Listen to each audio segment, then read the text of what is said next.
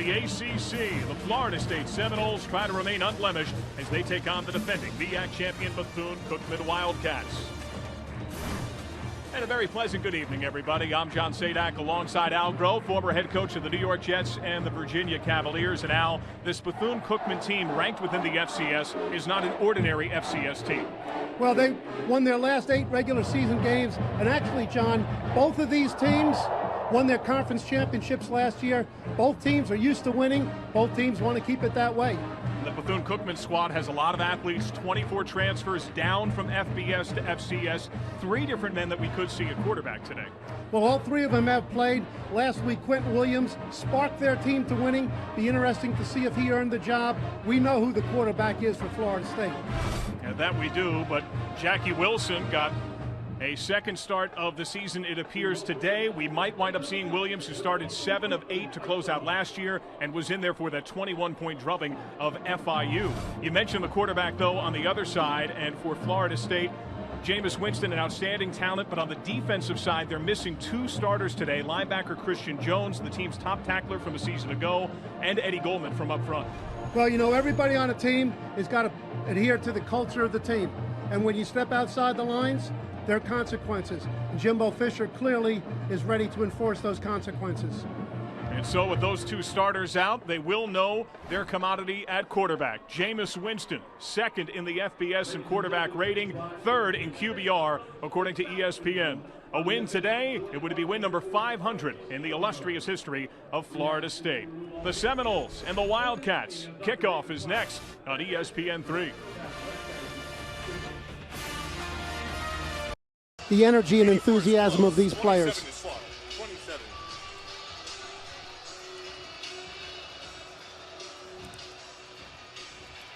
So the Seminoles on to kick away.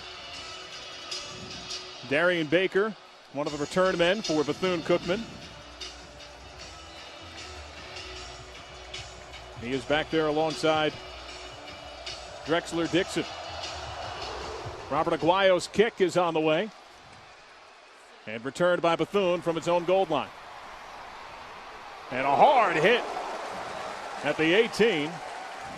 The leveling there is Reggie Northrup laid the wood, and Bethune-Cookman will send out its offense.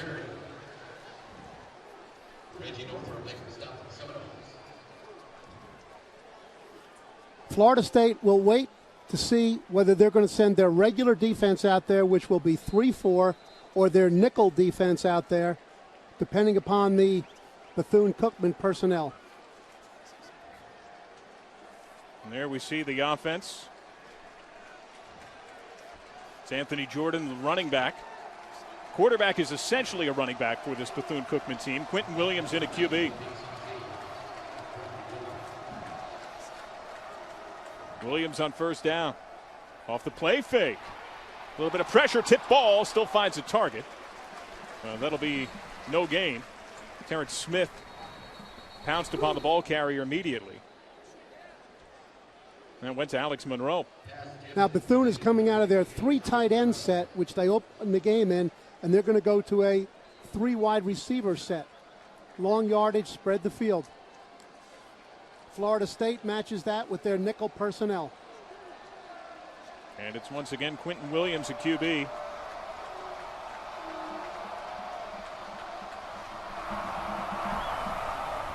Williams on the roll.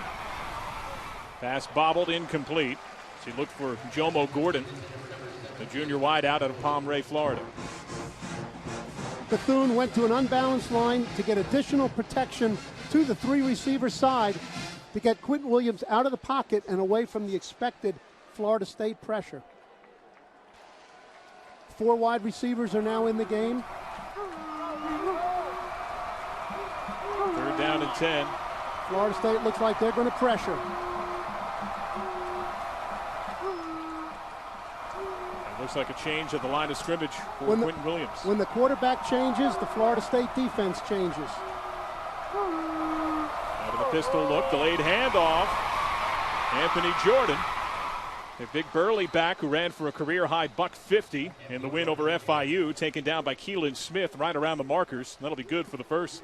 He's a tough physical runner, John. He proved that last week, and he used that physicalness to get the extra inches he needed for the first down. Looks like a hobbled Knoll on the play. Tyler Hunter helped off the field, the starting safety. Fresh set of downs. Lots of changing of formation by this Bethune-Cookman team, Coach. Williams out of the pistol. Play fake. Pocket holding on the roll. The pump. Eludes the hit, gets some yardage. That'll be a gain of about 4. Williams showed us what you said earlier, John, is he's as much runner as he is passer. And we got out on the edge there. He showed the balance and the niftiness to stay on his feet and turn it into a positive play. Demarcus Walker helped him out of bounds. Keep in mind that Florida State's down some men at the end position. In addition to the suspensions of Jones and Eddie Goldman, Mario Edwards, starting end, is out with a hand injury. And it looks like Quentin Williams wants a timeout. We see a little bit of confusion on the side of both teams. Bethune is trying to substitute players on every team and then changing formations within that to try to confuse the Seminoles. The Seminoles are trying to match personnel, and that's confusing them.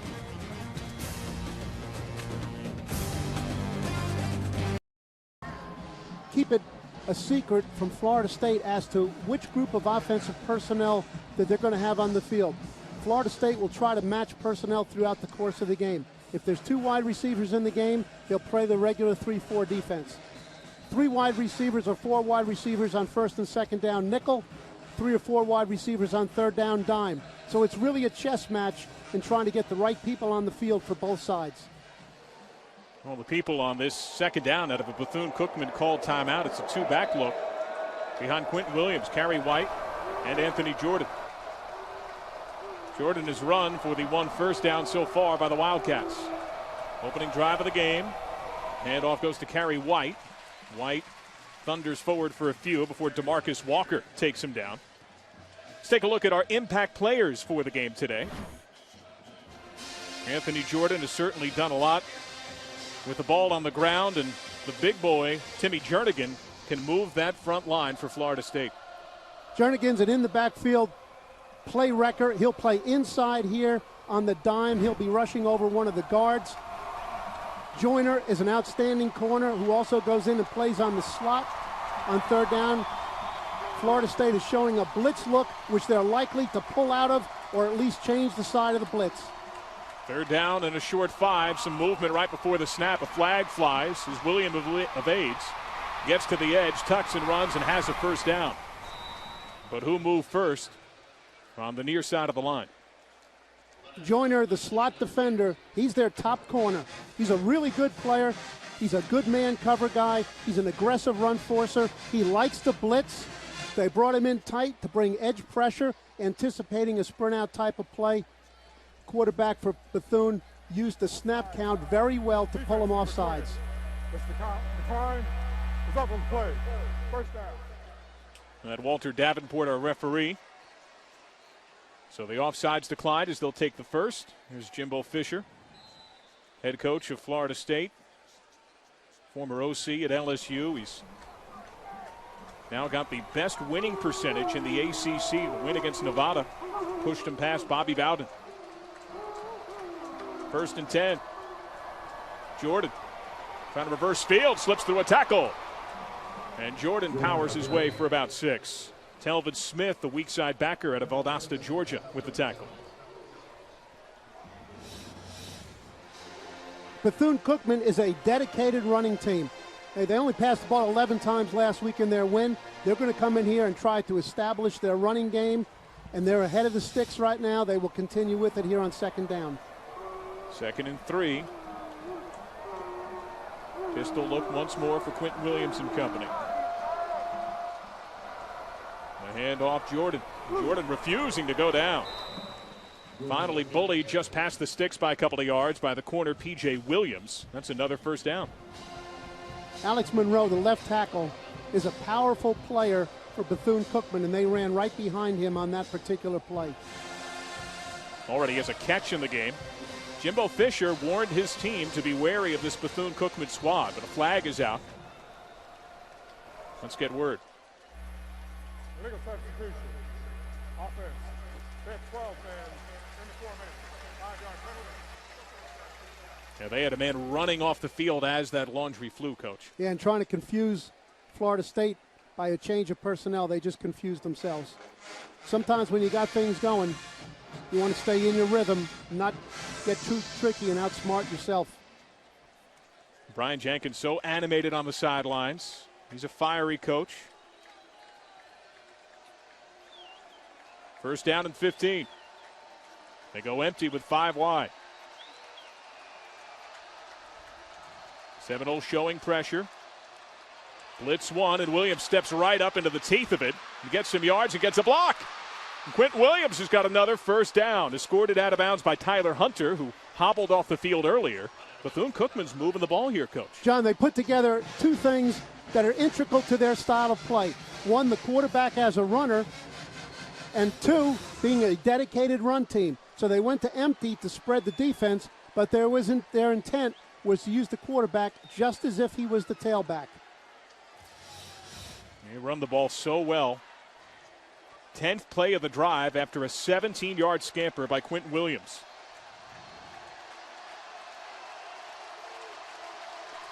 It's a modest crowd in the building currently, thanks in large part to that deluge of rain suffered earlier. Motion from the slot, handed off on the jet sweep.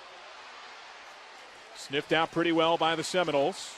Terrence Smith led the charge to trip up Drexler Dixon. All right, the key thing for the Seminoles, John, is don't believe some of the looks that you get. Okay, they're just a disguise for the fact that Bethune-Cookman wants to run the ball in all circumstances unless there's just the odds are against them. Okay, second down on the 32, 8 yards to go. They might be looking, as this is 4-down territory, this could very easily be a run play. 2nd and 8.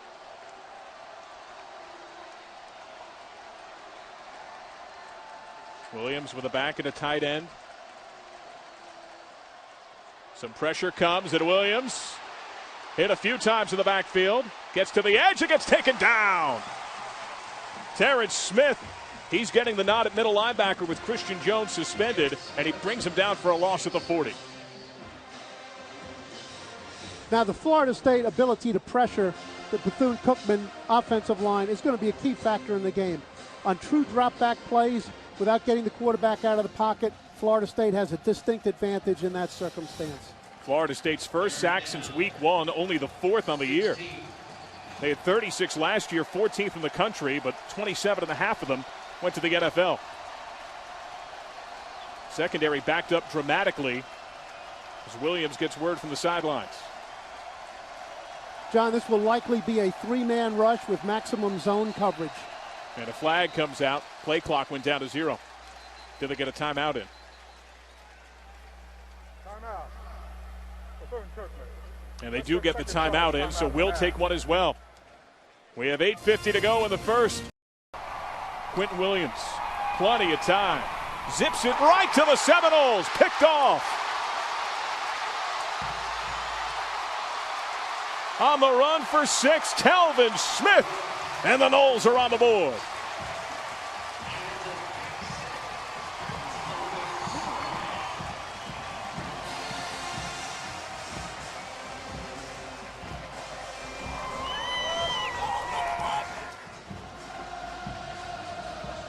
The Tomahawk Chop reverbs here at Doak Campbell Stadium. Quentin Williams' first pick of the year.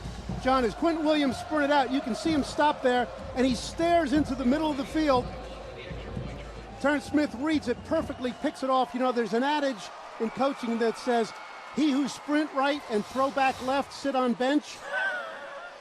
and that's why that adage came to bear. He sprinted to the right, stopped, telegraphed his throw back into the middle against a zone defense that had eye contact on the quarterback. Very nicely done. Quentin Williams getting some words of advice from Brian Jenkins. But Telvin Smith has his 2nd career pick. The senior out of Valdosta, Georgia, gets his offense on the board. The defense will be back on the field when we come back. Get your tickets now to the Puerto Rico tip-off. Take a trip to exotic San Juan and cheer on your Seminoles. For tickets and travel information, visit PuertoRicoTipOff.com or call 787-294-0001 today. Welcome back to Doak Campbell Stadium. Jimbo Fisher's offense has yet to touch the ball. Time of possession owned entirely by Bethune Cookman, which ran a 12-play drive that resulted in that pick six. Now run back from Michael D. Jones on the kick return, his second of the day. It's already been hammered once, this time a swarming tackle around the 20. Tyler Hunter led the charge. That's a well-orchestrated kickoff play that helps Florida State establish good field position, John, in that they kicked the ball deep into the right-hand corner of Bethune-Cookman, which really compressed the kickoff return, kept the runner in there tight where a lot of people could get to him. Right now, he's not having a lot of fun returning these kickoffs. Tyler Hunter isn't having a lot of fun either. He's still down to the field. He's limped off the field once. He led the charge on that hit. The pick six, by the way, Al, that's the first for Florida State since 2001 in the game at Florida against the Gators. That's a long drought on a defensive score of that nature, but that was a well put together play on the part of both Jeremy Pruitt, the defensive coordinator, who had this team well scouted. They know that this quarterback is essentially a sprint out quarterback. He's not a pocket quarterback. They just got sacked on a pocket play. He wisely guessed that the quarterback was going to try to get out of the pocket. He played in a deep zone. He was in a three-man rush, but he took his fourth rusher and had him as a spy on the quarterback. So right when Williams thought he was going to have a lane to throw, he had a little bit of pressure in his face. The other guy he deserves kudos on that is Telvin Smith, who read the quarterback's eyes and made a great zone break on the play. And when he got it, he knew he was going to break that drought since 2001. We'll take another look at Telvin Smith's run back. The senior out of Valdosta, Georgia, was third on the team in tackles with 68 a year ago, and his second career pick. What do you see, Coach? I see him looking right at the quarterback and making a great break on the ball. And Tyler Hunter is being helped to his feet, clapping his hands. He's going to walk off the field under his own power. It was a 68-yard run back. You know, you talk about Jeremy Pruitt and what he has brought to this team defensively. They lost both coordinators. They lost 4 position coaches. Their DC, Mark Stoops, now the head coach at Kentucky. He brought the defensive end coach, DJ Elliott, with him to be his DC. Eddie Grand, the OC, went to Cincinnati. The linebacker coach, Greg Hudson, now the DC of Purdue. And with all this turnover, there would be the chance for the message to get muddied. But so many of the defensive minds with this team think along the same lines, even though they've come from different places. Well, the turnover came as a result of the success of the team, not because turnover was necessary. These defensive coaches have either worked together or worked in a similar scheme, so they know each other. They just got to get it across to the players. Quentin Williams back out there at QB. Delayed handoff. Anthony Jordan lowers the shoulder. Gets about 4, chipping Terrence Brooks in the process, the 2-year starter at free safety. But this defense that Florida State now employs is far more sophisticated, more of an NFL style, right? It's a very multiple defense. They check defenses as a result of offensive formations. When the quarterback changes a play, change the defense, make multiple calls in the secondary. But once you get it down, it's hard to crack for the offense. If you have any more Confucius sayings, I welcome them.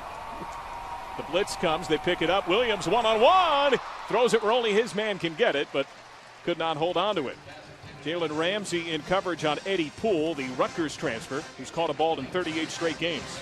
Jalen's an exciting freshman. He's got really good position. You can see how he forces the receiver into the sideline. Usually you want your receiver to retain a 5-yard area so the quarterback can throw the ball over his outside shoulder. That resulted in an out-of-bounds throw. Formation change on 3rd and 6. Florida State in kind. Shifting its look just a bit. So you can see the change with Florida State. When the offense checks, the defense checks.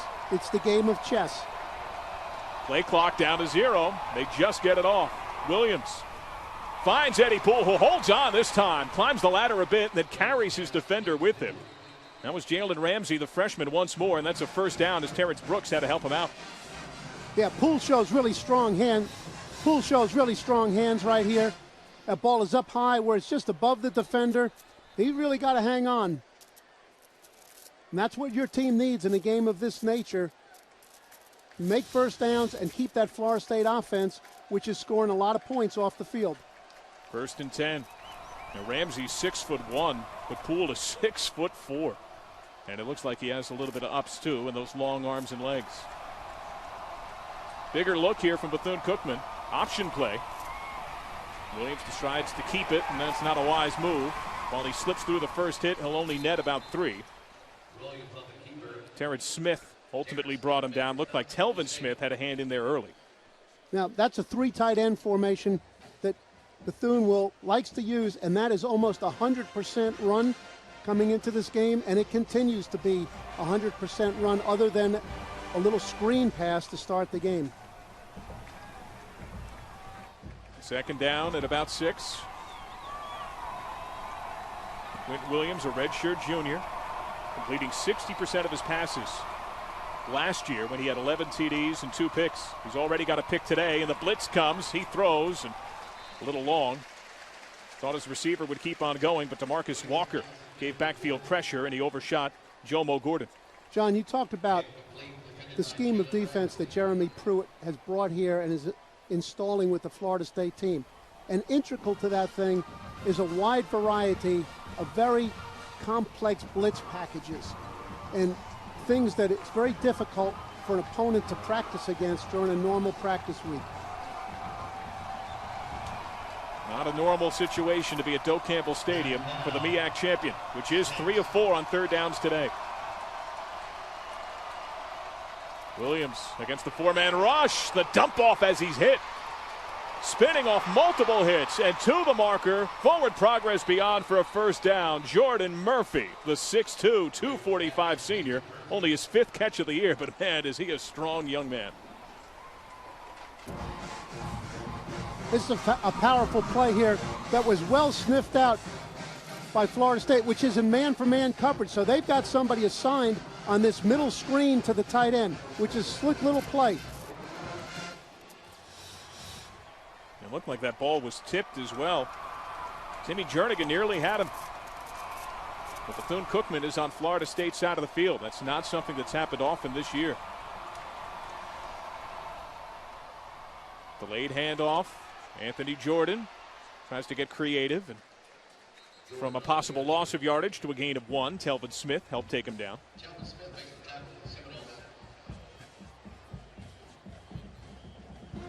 We've seen a little bit of deception with the run game, Coach. Even though the run has been the predominant play from this Bethune-Cookman team, they hide it fairly well.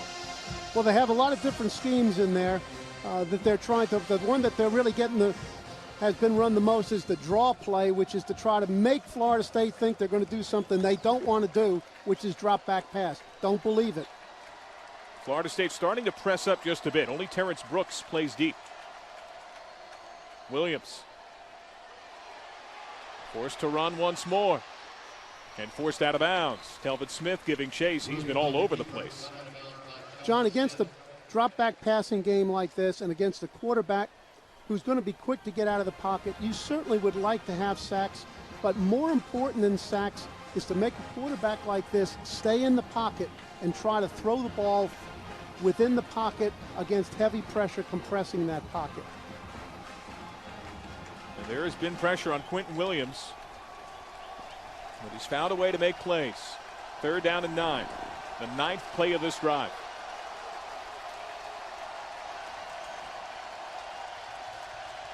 Much deeper look from the secondary, expecting the pass. Williams getting pressured, spinning out of a hit in the backfield. Williams to the edge, ball knocked free! And Williams falls upon it at the 41-yard line. Matthew Thomas and Jalen Ramsey were wrecking havoc in the backfield. And that was a result of another one of these blitzes that is very confusing for an offensive team. Jeremy Pruitt brings the corner off the weak side of the field. It's a short trip. He comes free. That allows somebody to be turned loose within the protection. That's where the pressure came from. Would have been wiser on Williams' part when he was out of the pocket to throw the ball out of bounds and to save this yardage. Punt time for Bethune-Cookman. Jonathan Cagle. Kenny Shaw will call their center fielder on punt return. Signaled for fair catch. Had to let it bounce. And it'll be downed by Bethune-Cookman at the 14-yard line.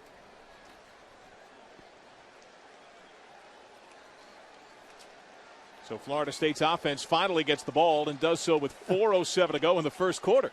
Hey, they got to be excited. They got to be excited to get out there. I know Jimbo's excited to finally get to call plays.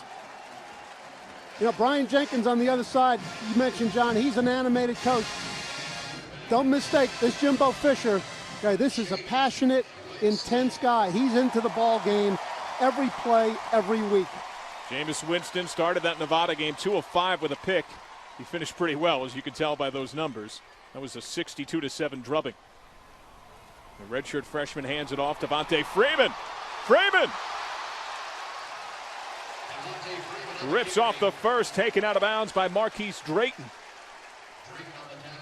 Florida State went to an unbalanced line, plus they put their fullback to that side. So by the time the ball was run, every Florida State player except for 2 were on the side of the point of attack. Okay, they won the numbers game on that play.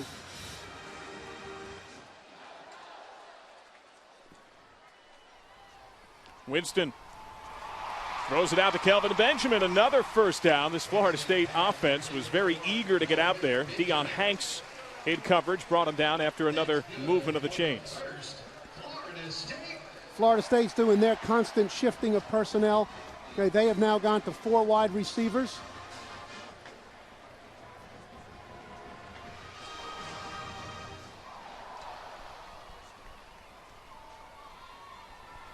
Winston over the middle. Kenny Shaw. Another first down to the 29-yard line.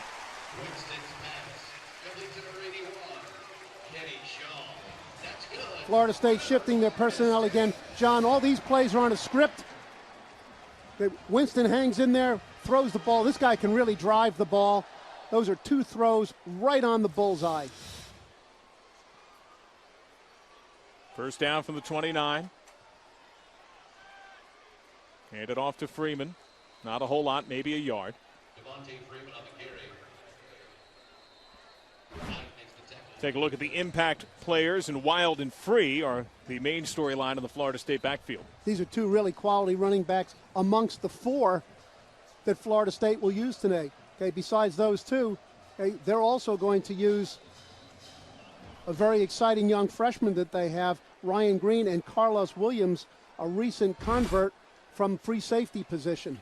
They got 4 backs that any team would like to be able to use tonight. Second down and 9.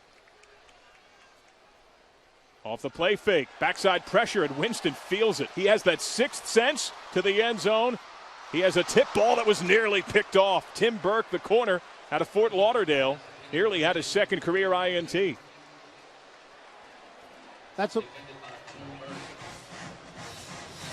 Here's the skill of Winston, the athletic ability to spin away from trouble.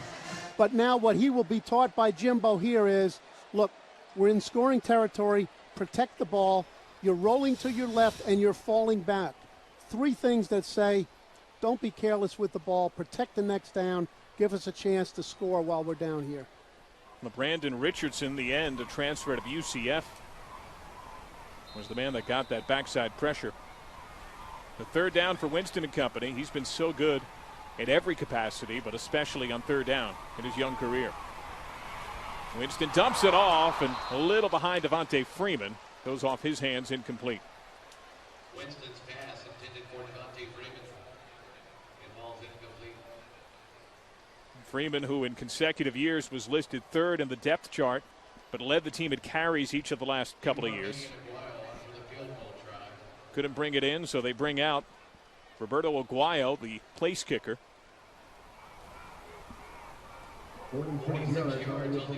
Aguayo attempting a 46-yard field goal. Out of the hold of Kaysen Beatty, the punter. And his kick is good. So Florida State's offense gets its first score. Aguayo outscored Nevada on his own, nearly outscored Pitt. It was a 13-11 margin that went the way of the Panthers. Aguayo's a very confident redshirt freshman who grew up a Florida State fan. Positive series for the Florida State offense and for Jameis Winston. Look, his first 2 throws were bullseye throws. Okay, not just on target, but right in the bullseye. Okay, then he had to throw one under pressure. Let's discount that. And the 3rd one, 4th one, he threw a little behind the receiver. Disappointing, but he should come off the field with a positive feeling. Led his team down the field. They got points on their first drive of the day. Let's build off that for the rest of the day. He had more passing TDs than incompletions at the start of the day. You see that's now had the script flipped slightly with 6 TDs, 7 incompletions. Completed the first 11 passes of his college career in that game at Pitt. I mean, those are insane numbers. You know, whether you're Drew Brees or Jameis Winston, to have more touchdown at one point, more touchdown passes than incompletions. This kid's got a great bag of tools. He can do all the things you want your quarterback to do. Just keep progressing with him, building his confidence, developing his reads and his skills. And they got a real keeper for 3 years, 4 years. Drexler Dixon, Darian Baker, the return men. This kick gets bobbled and goes out of bounds off the hands of Darian Baker, who can't believe it. Man who's averaged 31 yards a return. He's been much more sure-handed than that. But that can happen sometimes on the bigger stage, right? Well, looks like he never got his feet set. He tried to catch the ball up at face mask level. Okay, he should be making a pocket with his hands and catching the ball at waist level. Okay, it was really poor mechanics, as is so often the case, John, on things that happen on the field. Okay, it's mechanics and fundamental execution. Just poor mechanics in the method of catching a kickoff. So on the heels of a 7-play, 58-yard Florida State drive that took a $134, this Bethune Cookman offense is back out there. Keep it in mind, they're run heavy. They have not fumbled all year. From the 2-yard line, it's a new QB in Jackie Wilson.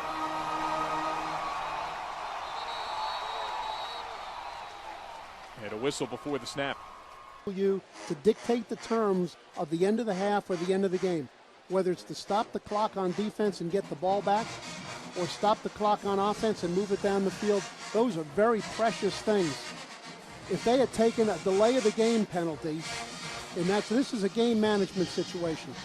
If they had taken a delay of the game penalty as a result of the miscommunication and disorganization, it would have been a 1-yard penalty. So it really wouldn't have mattered at all. Okay, that's too big a price to pay, a timeout as opposed to a 1-yard penalty. Brian Jenkins, 2-time MEAC Coach of the Year, 2010, 2012, both years won the MEAC. So 1st and 10, Wilson once again the QB. They stack the box. Try to disguise the handoff, but that's read well by Florida State. Maybe a yard. They peel the pile, carry White on that carry. It's Jackie Wilson's numbers on the season. Efficient, yes, the Utah State transfer. He had a knee injury in the spring of 2012. Came right before he lost his grandfather, his biggest motivator. Says these days it's his son Jakari.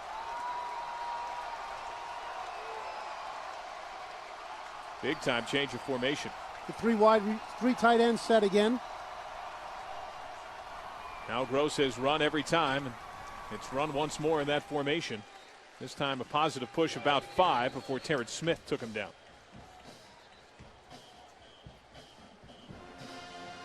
Now Bethune just accomplished the number one thing you need to do when you're backed up, and that is push the ball off your goal line. So should you have to punt on 3rd down, at least they have the requisite distance to get their punter back from the line of scrimmage. All likelihood, Florida State's going to play tight man for man here and prevent any type of easy completion for the quarterback. 3rd and a long 5. On the roll by design. Wilson throws it away. There was the tight man for man, nobody open. This is the 3rd sprint out pass that we've seen out of Bethune. They've been in the pocket twice, and they've had heavy pressure both times in the pocket. Clearly they understand they need to get out of the pocket against these guys. Jimbo Fisher flipping through his materials. Kenny Shaw's the return man on this Jonathan Cagle punt. Pressure comes, but he gets it off. Shaw calls for the fair catch of the wobbler and brings it in at the 41-yard line. So prime position for this Florida State offense. Florida State has racked up yardage in high chunks, averaging over 7 yards a carry this year, had over 600 yards in the Nevada game, more than 500 against Pitt. They have faced some quality competition so far, Coach, and despite having a redshirt freshman at QB, they've been pretty efficient. Well, they certainly have put the points on the board. That's the #1 test of efficiency. Play fake on the look to Wilder. Instead, Winston goes deep, goes end zone, drop ball. He had another score, but Rashad Green could not hold on. Real nice ball handling in the backfield. Good job by Jimbo. Good place to make this play action fake to take advantage of the field position. What a great throw. Can't throw it any better than that. That ought to build his confidence. He'll come back strong from that one. Nick O'Leary is in, the star tight end. He's in the wing at the far portion of your screen. Out of the pistol. Side keep, not much there for Winston. Nelson Marcellin, the strong side backer, helped bring him down. It'll be a loss of about 2.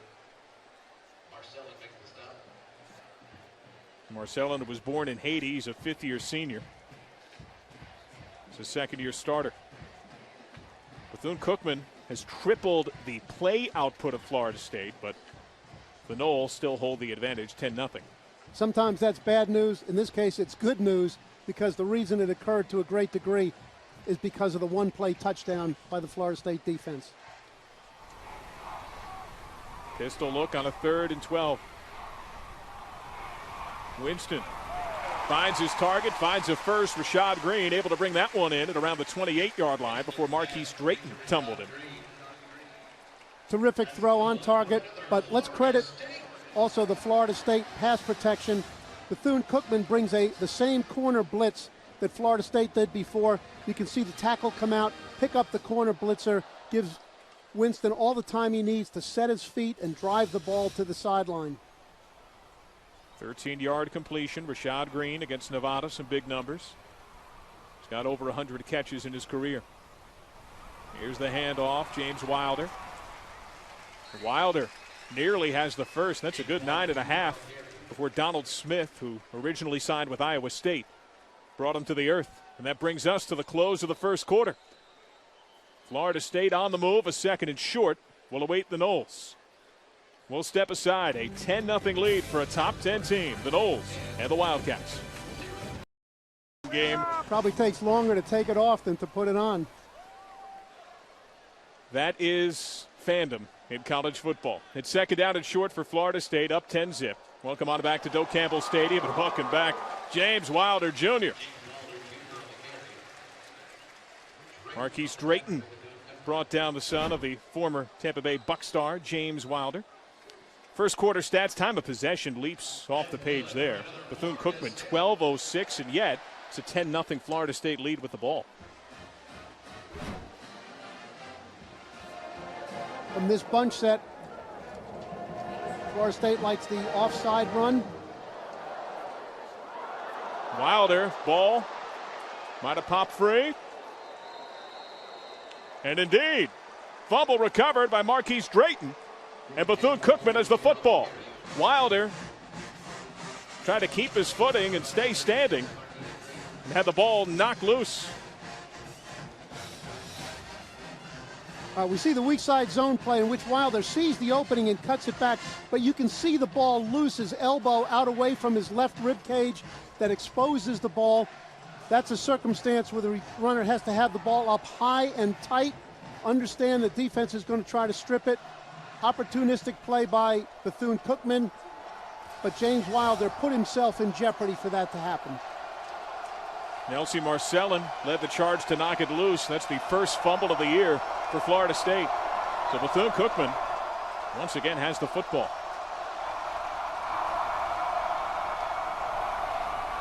Handed off on first down, not a whole lot there. The league way. Linebacker brings down Carey White. We do see Jackie Wilson once more at QB. How much of that, Coach, is indicative of Quentin Williams' play to this point or of where they are on the field and the two men's skill sets?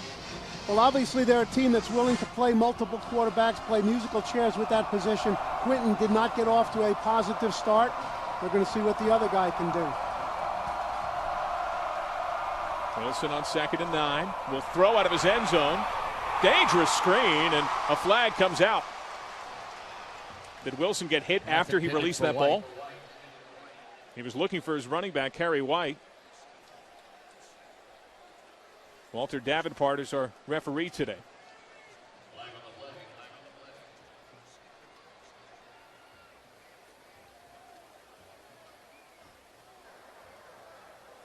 Holding. Offense. Number 68. The hold is in the end zone. The safety. Alex Monroe, the all-MEAC left tackle, and that's a couple of points. Monroe, John, is a very physical run blocker, but is going to have trouble with speed off the edge from these Florida State defenders, which is the case on this particular play. He holds on. You can see his arm around the neck of the rusher. So Florida State now has got their 2 points, and they're going to get good field position on the free kick here. DeMonte McAllister, man with 6.5 career sacks, the fifth-year senior out of Tampa, was locked in the battle with Monroe, and Brian Jenkins has had some uncomfortable smiles on the sidelines.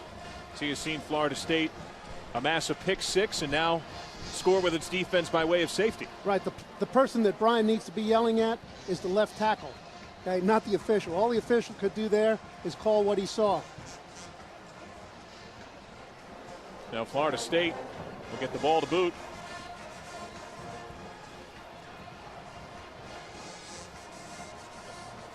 We have Kermit Whitfield and Carlos Williams, the safety converted tailback, on the return game. Chief Osceola ready to thrust the spear. That was the first safety for Florida State's defense since 2008 against Colorado. Boy, you're coming up with all sorts of minutia tonight, John. It's not just me. It's a whole team we have going on here in the booth. You got your Encyclopedia Britannica over there? They still print that?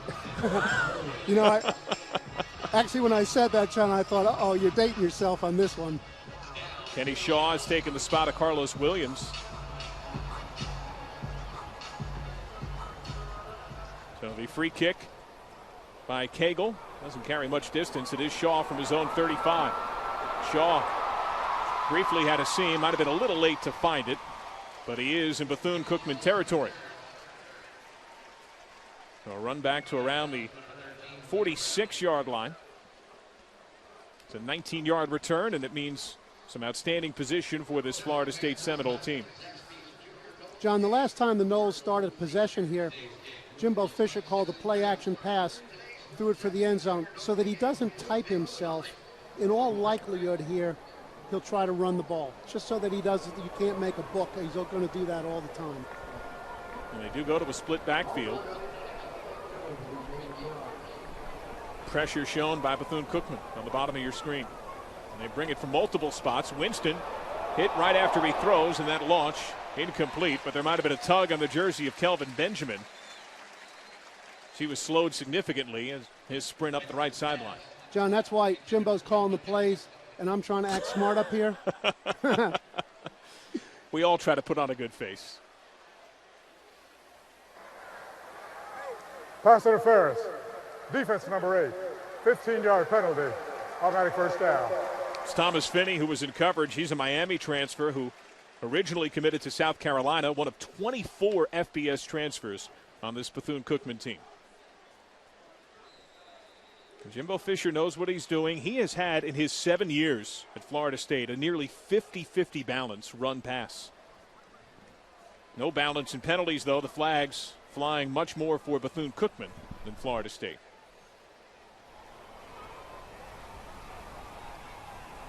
Motion from Benjamin. The handoff, Freeman. Freeman refusing to go down. Knifes for about 8. Nick Addison, the free safety, who's known more for his speed than his strength, finally felled him. This zone stretch play, John, is a Florida State favorite They run it constantly. They run it with beautiful precision.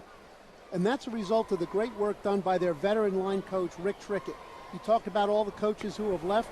Rick Trickett's been here for a long time. He's been a great developer of offensive linemen, and this is a very polished, experienced offensive line. Yeah, the oddity was entering last year, Florida State was one of 3 teams in the FBS ranks that retained its entire staff, along with Louisiana Tech and your former stomping grounds of Virginia.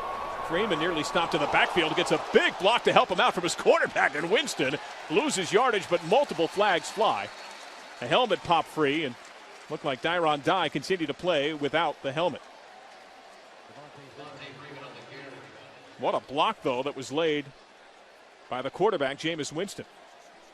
Yeah, what Jameis showed all his teammates right there is, I'm not just a passer, I'm a real football player. I do the same thing that you guys do.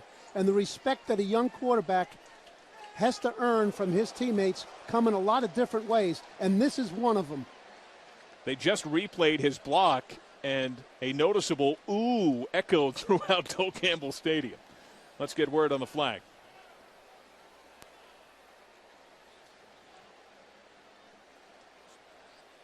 It looked like the helmet was off of Dyron Dye, who continued to play on the Miami transfer.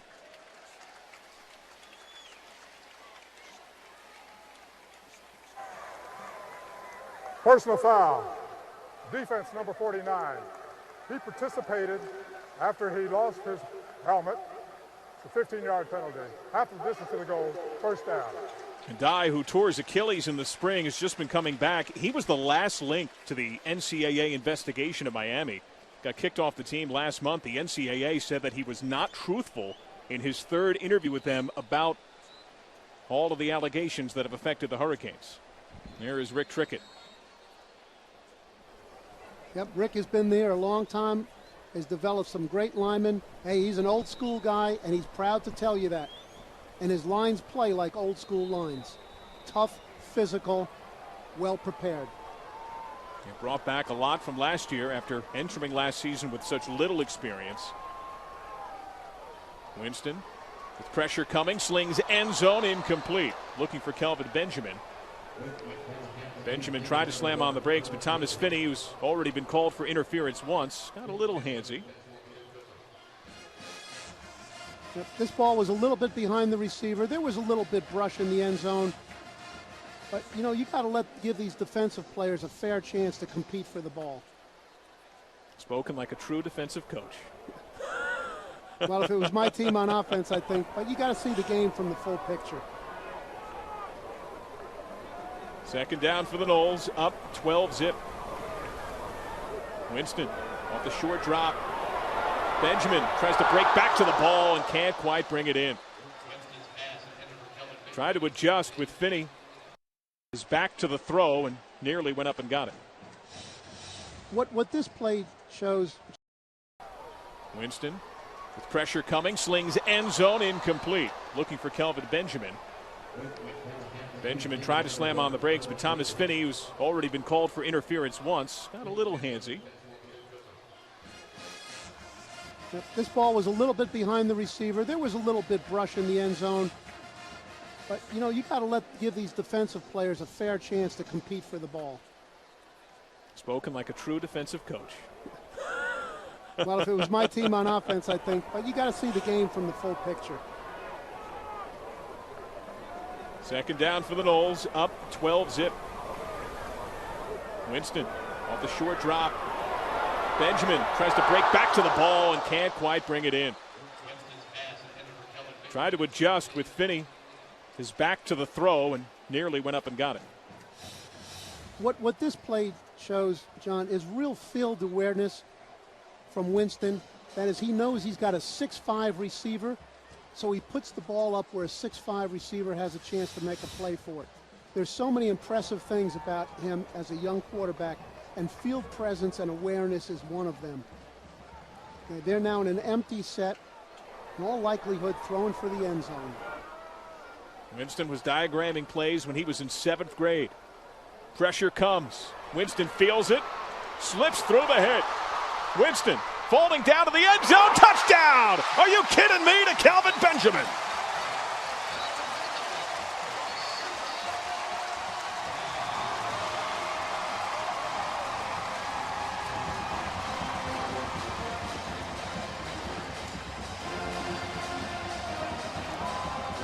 that a Sports Center top 10 nominee? Winston said it all, John. Anything I would say would be minor league, small time compared to what he just did.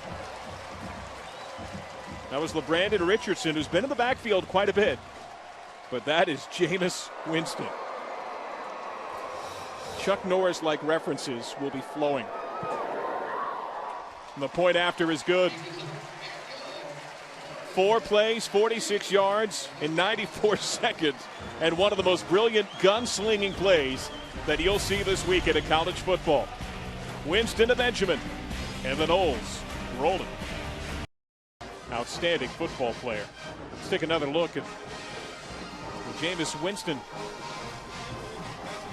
has been able to do today, and one of the more courageous improvised gems that we've seen in some time. Amongst the things that this kid has in his toolbox, John, is he has the ability to throw the ball accurately and with velocity in very awkward body positions. And that was extremely awkward and very impressive. Kick time for Aguayo. Bethune on the run back. Darian Baker.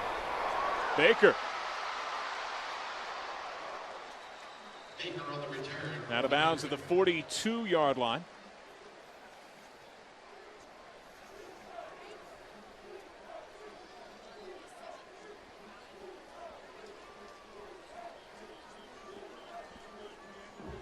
So Bethune-Cookman will send out its offense. And who will be at quarterback? Quentin Williams started the game. We've seen Jackie Wilson since. It looks like Jackie Wilson breaks this huddle.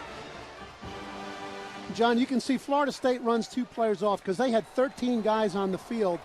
Some will come off depending upon which group they want to play with. Some awkward movement during the course of that snap, and penetration means a loss of about half a yard. Jacoby McDaniel, the fifth-year senior, got in there. So to follow up on that, John, see, here come 2 more. So Bethune-Cookman changed their personnel.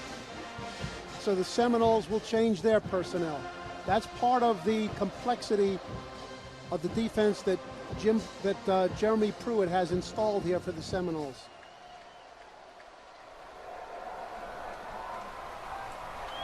Formation change. And the handoff, Dixon. Not a whole lot. LaMarcus Joyner, the cornerback, brought him down after a gain of a couple to the original line of scrimmage. Let's take a look at scoring on the evening. It's 19-zip in favor of Florida State. Seminoles on offense, 2 possessions, a field goal, a TD. For the defense, a pick 6 and a safety when a holding call came with the ball in the end zone. Seminoles, though, are without safety Tyler Hunter. We've received word he is out for the game. That's another man down to the defense. That ball might have been grazed near the line of scrimmage. A flag flies. Incomplete pass. Florida State brought additional pressure with the middle linebacker. They ran a twist stunt with the 2 defensive linemen inside over the guards. 4th down. Which occupied the center and the 2 guards and brought the middle linebacker free, as well as one of the twisting linemen.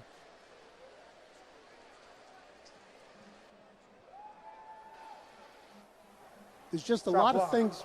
Offense. Decline. Result of play, 4th down. Let's go check in with Tiffany Green on the sidelines. Well, John, you said that Tyler Hunter is out for the game. He has a neck contusion. They took him back to the locker room to examine him. They said he will not come back for today's game. So in his place is number 37. Stepping in at strong safety is Keelan Smith. Back up to you guys. Well, thank you, Tiffany. So Keelan Smith in there at safety. Kenny Shaw's in there on the punt return. Cagle barely gets this one away.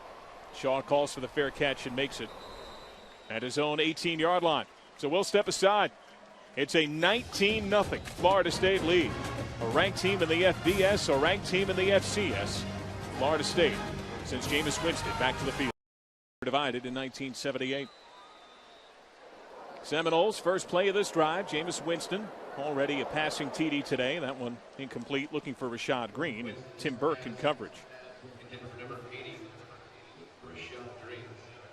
Jameis Winston, though, has such a sixth sense that's really been on display, Coach, in his first 3 weeks as a college quarterback.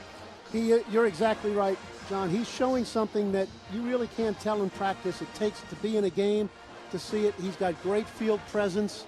He's not rattled by anything, and he's got great personal confidence. After receiving a lot of pressure, here the handoff and the sweep for Freeman, and Freeman can fly. He's got a first down, an 11-yard scamper before Nick Addison took him down. John, there's probably never been a Florida State running back who couldn't fly. I mean, there's a great tradition of backs here who could really get up and go. And that said, while they have Wild and free, James Wilder Jr., Devontae Freeman, they're working in now Carlos Williams, whose first touch went for a 65-yard TD against Nevada. And even Ryan Green is getting into the fray a bit.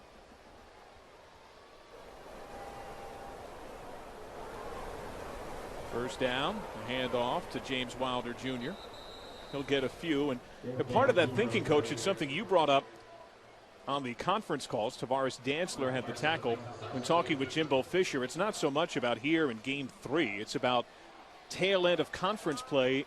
You almost know that a back is going to go down at some point, right? Correct. Well, they have 4 healthy backs tonight. There's a good likelihood sometime during the season there'll only be 3, maybe only 2. But when all of them have played and they get experience and they get confidence, then you have a sound rotation under all circumstances. Just saw Wilder, preseason All-ACC. Nicey Winston get another first down to the 45-yard line. A gain of 16 as he hooks up with Christian Green.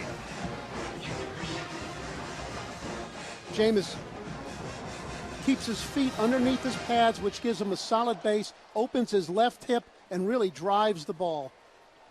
How about his protection there, too, huh? It's nice to be able to throw the ball when it's like 7-on-7. I get the feeling that Winston is a wizard in 7-on-7. Freeman once more. They've run this play quite a bit, and Bethune-Cookman can't quite stop it. Nearly to midfield. It's a gain of a long 4 before Brandon Bryant, one of the defensive tackles, a transfer out of Central Florida, stumbled him. Coach Fisher does something that really astute play callers do, that when he finds a play that's very effective, he will continue to work that play, John, often right again on the very next play. It took him 1 play in between or 2 plays to get to that. We'll see that a lot tonight. Second down.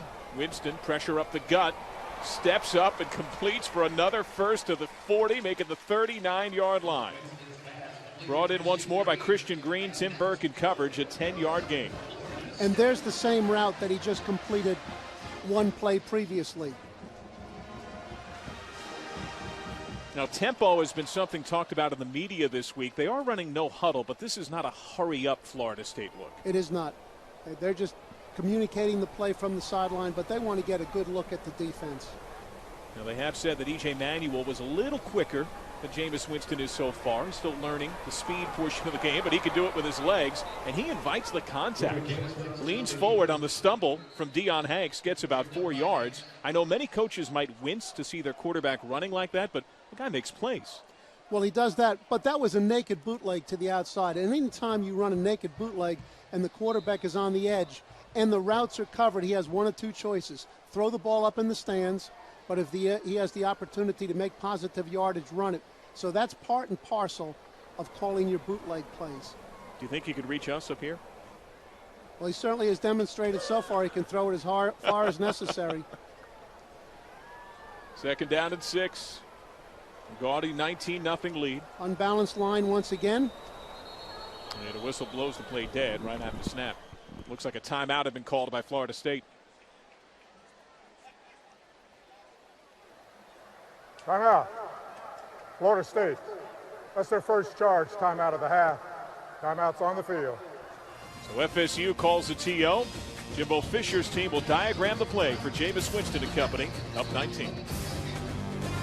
Tonight would be win number 500 in program history. Technically, the NCAA only recognizes 487 entering the night. The teams that they beat, John, recognize all 500 of those. I would agree, sir. Second down after a Florida State timeout, 6 to go. And the handoff to James Wilder Jr. Slips past everyone. Nick Addison brings him down after a 20-yard run. Shades of Papa there? John, besides really good depth that these four backs provide, they provide a lot of competition. So every one of them knows when he gets the ball, he needs to do something with it, and he needs to hold on to it. Same formation as previously. I wouldn't be surprised to see them repeat the same play. They entered the night averaging 7 yards a rush. They've been on a big-time run with a ground game of late. Wilder reversing field a bit. Zigzags his way for about 5 to the 10. Started out with the same play, which went outside the last time. This time it was clogged up there. He showed the vision to cut it back inside. Got 5 positive yards here in the red zone. Good downhill running. Marquise Drayton with the tackle. Second down and 5, split backfield. Chad Abram, the fullback, is in.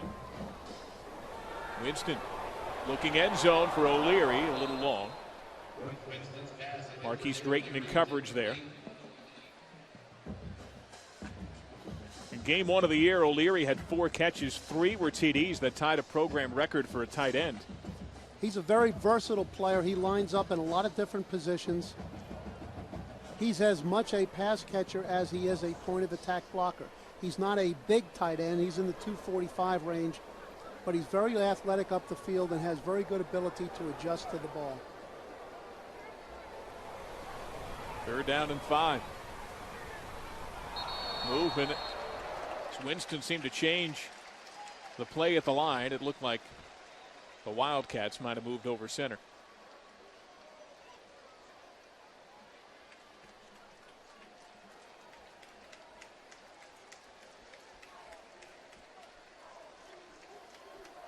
Here's the call. Offsides. Defense. Number 56. After the penalty. Line of gain has been made. First down. It's Ronnie Barrow, the starting defensive tackle. Ronnie's allowed to go into the neutral zone and then get back in a timely fashion unless contact has been made. So apparently contact was made with the center when he crossed into the neutral zone. 5 penalties now for the Wildcats for 41 yards. First and goal. Wilder somehow stuffed a couple of yards short. Nick Addison and Marquise Drayton, a couple of secondary members, had to bring down that strong running back.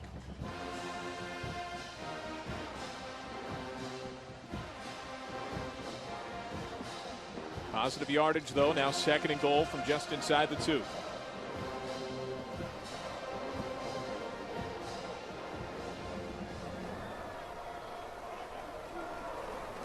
Another handoff, and that's a touchdown. James Wilder Jr.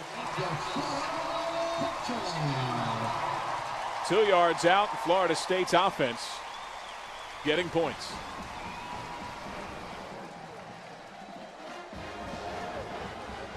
James a lot happier with the result of that run from inside the 5-yard line than the one that he had earlier when he gave the ball up. That was a strong running series by both Freeman and Wilder. That was a heck of a drive by Florida State, which hasn't had the opportunity to do that much today. Roberto Aguayo's had many chances to kick, and he hits once more. 12-play, 82-yard drive. Took nearly 5 minutes. And the 2-yard plunge by James Wilder Jr. His second TD of the year. Florida State. Up to you. Well, thank you, Tiffany. And sometimes it's a little bigger than just football. Another bobble on the return game for Bethune-Cookman. Darian Baker twice today, Coach, inside of his own 10-yard line, has bobbled the ball and knocked it out of bounds. That was a rolling kick instead of an air kick, but the same fundamental breakdown occurred. He's on the move. He's not set. Those things are going to happen when your fundamental breakdown occurs on the catch. Fundamentally, Florida State was solid on the ground during the course of that nearly 5-yard drive, capped off by Wilder's 2-yard plunge. That was a great drive for a guy that doesn't get any mention, John. Chad Abram, the fullback, was the lead blocker on every one of those running plays. Jackie Wilson is the quarterback here for Bethune-Cookman. Decides to keep it. And finds about 10. It'll depend upon the spot. DeMarcus Walker finally tumbled him. Looks like they'll spot him short by about half a yard. But Chad Abram did not get a whole lot of love in terms of carries. He won't show up in the box score all that much. That doesn't diminish what he's done for this team. Yeah, that was an old, in the day of the zone read, one back in the backfield style of running game, that was an old-fashioned two-back power running series featuring Chad Abram as the lead blocker. The spot has changed a bit. They moved the chains. It is a 1st and 10. Now the position of the back here is significant to the type of play that Bethune runs. And we'll get into that in a moment, John. Hand it off. The Bethune quarterback never goes under center. Okay, every one of them is a shotgun style snap. When the back is behind the quarterback, it's called pistol. When he's offset, it's called shotgun. 90% of the time when he's behind the quarterback, as he is now in the pistol, it's a run. It's Anthony Jordan, who accounted for 47% of his team's offense in that FIU win. 21-point victory over an FBS team last week. Option. And the keep by Wilson doesn't gain much. Chris Casher, the end, spilled him at around the 20. That play's called a speed option. That is, there is no inside run fake. It's the quarterback and the pitch man getting outside to the edge as fast as they can. There's no deception to the offense, so it's just a question of can we get out there faster with the ball than the defense can get out there. Now with the back offset to the side of the quarterback, it's about 85% pass. Down the distance calls for that on 3rd and 6. Here Pressure comes the shown. blitz. Pressure gets in the backfield. The throw, a little off target, but somehow still caught. Slipping out of the shoestring tackle try, Jordan Murphy, the tight end. Keelan Smith, who's come on in favor of the injured Tyler Hunter, brought him down short of the first.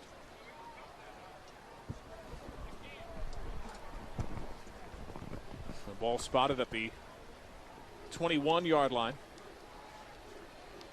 Jimbo Fisher's onto this 3rd down passing attack. He knows, given the pressure he's been able to put on the pocket, that Bethune really wants to sprint out with the quarterback to get away from the pocket pressure. So he brought pressure off the edge in the direction to which the quarterback was going to go, the 3 receiver side. Made it difficult, but a good throw by the quarterback. It'll be tough to get this punt off. Play clock goes to 0. They took a long time in changing personnel.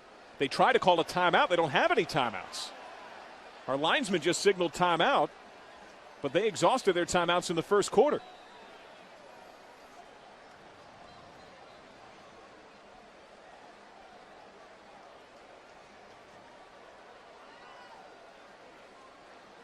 And apparently our referee, Walter Davenport, is signaling to reset the play clock and is about to have them snap the ball, but as the boos come out, everyone wants to talk things over. The play clock had gone down to 0.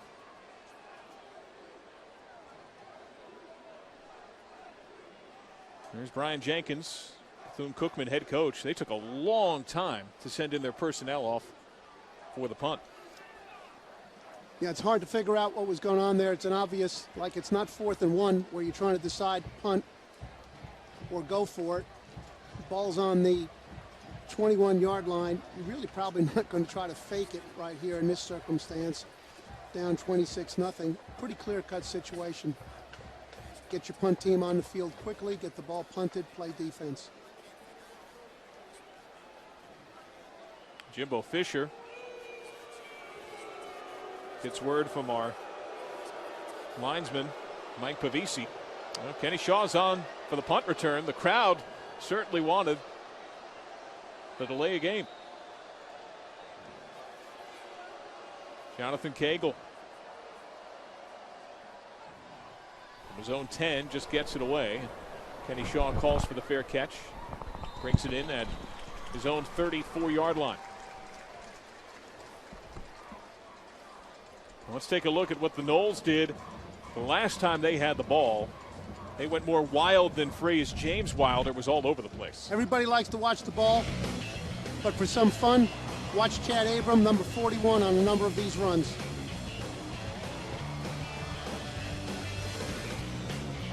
He paved the path there.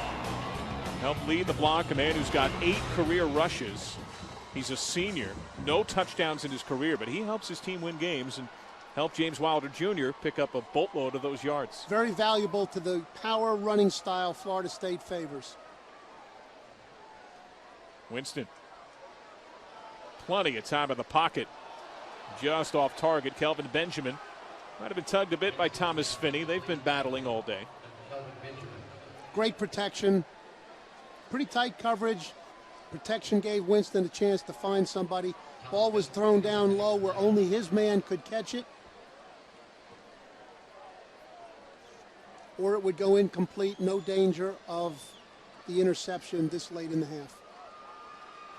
Band making its way in and circling the field. Second down. Freeman. Oh, Devontae Freeman. Over midfield to the 45-yard line. Nick Addison finally takes him down. 31-yard run. They pull the backside tackle, and he takes the place of the fullback as a lead blocker and really opens it up. It's another play that had an unsung hero for Florida State. Winston somehow caught. Kenny Shaw climbing the ladder. Brings it in for a first down to the 24-yard line.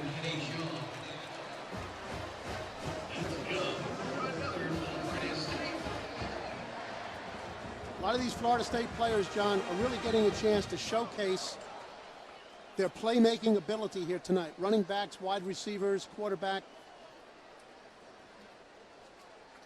Winston getting some help from his wideouts today. Oh, what deception. He fooled everyone and nearly gets the first to the 15-yard line. And there's that fast-moving fake, naked bootleg off the fake. Get Winston out on the edge in a hurry.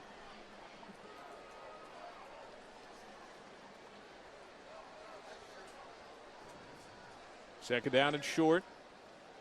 Freeman gingerly approaching the line. Finds the first. Also finds Jarkevis Fields, the preseason MEAC Defensive Player of the Year. That'll move the chains.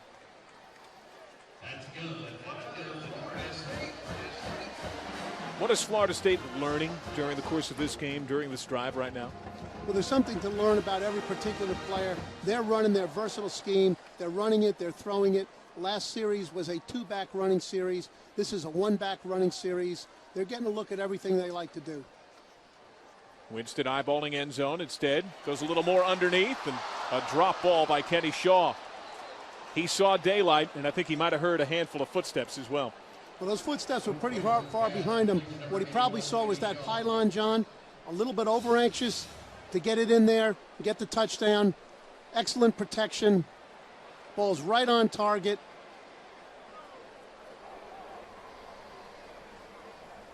Yeah, there have been some drops today. Remember when Winston was 25 of 27 in his college debut at Pitt. He had one incompletion where wide receiver's foot was inches out of bounds, and another that was dropped. Now, There was a catch by the offense. He fumbled the ball forward, out of bounds. He will put the ball where he fumbled it. It will be second down. So you're saying he had possession of the ball and fumbled? they said that's what they said. So here's our guy, Chad Abrams, back in there. As you pointed out with your statistics, John, he's not in there to carry it. But he's got a real purpose for being in there. Did you think he had possession of that ball? From this angle, John, you know, his back was to us just as you saw it. I mean, I couldn't see how long he had it, but it certainly came out quickly. But right there, that's a good shot. He took 2.5 steps with it. That would be ruled a catch. Here's a better angle. That's Jim Corpora by the pylon over there. He's a veteran official who exercises very good judgment in the calls that he makes. So usually whatever Jim would say, I always put a lot of trust in it. If he saw it, even if it wasn't to my advantage, I usually kind of figured this guy sees the game very well. He calls it very well. He's on top of it, and he proved it again. It looks like they're going upstairs to take a look.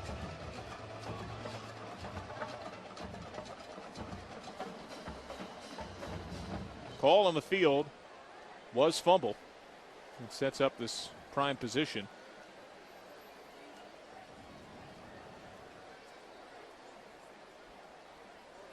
Let's learn more. After further review, the pass was incomplete. It'll be 2nd down and 10 from the previous spot. Yeah, in slow motion, it's one thing. When I saw that play live, I did not think it was a catch. You're right. Now, Jimbo knew that before Walter Davenport ever told us, because he'd already substituted his personnel to get more wide receivers in the game. So somebody up in the press box told him, Jimbo is incomplete. Okay, get more wide receivers out there. 2nd down. Freeman right up the gut. Pinballs off multiple men, and he stopped just a yard short. Once again, John, Jimbo repeats a very successful play. That's the same play he ran back before. It's a tackle wrap play. That is the tackle from the backside. In this case, Bobby Hart pulls from right to left and leads the tailback up in the hole. Same play that worked very well before has now got the ball inside the 1 yard line. Now Abrams is back in the game. We have a couple of big bodies in there, including Jacoby McDaniel, the defensive lineman. Handoff goes to Freeman. Touchdown, Florida State.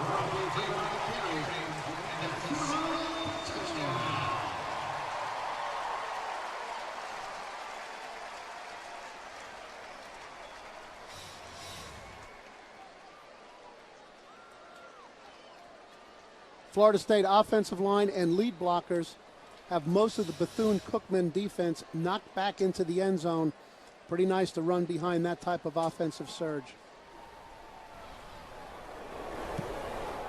And the point after is good.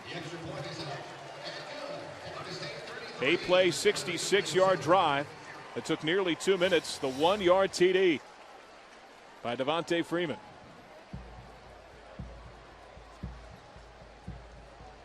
This Knowles team, trying to go 3-0 for a 3rd consecutive year, is well on its way.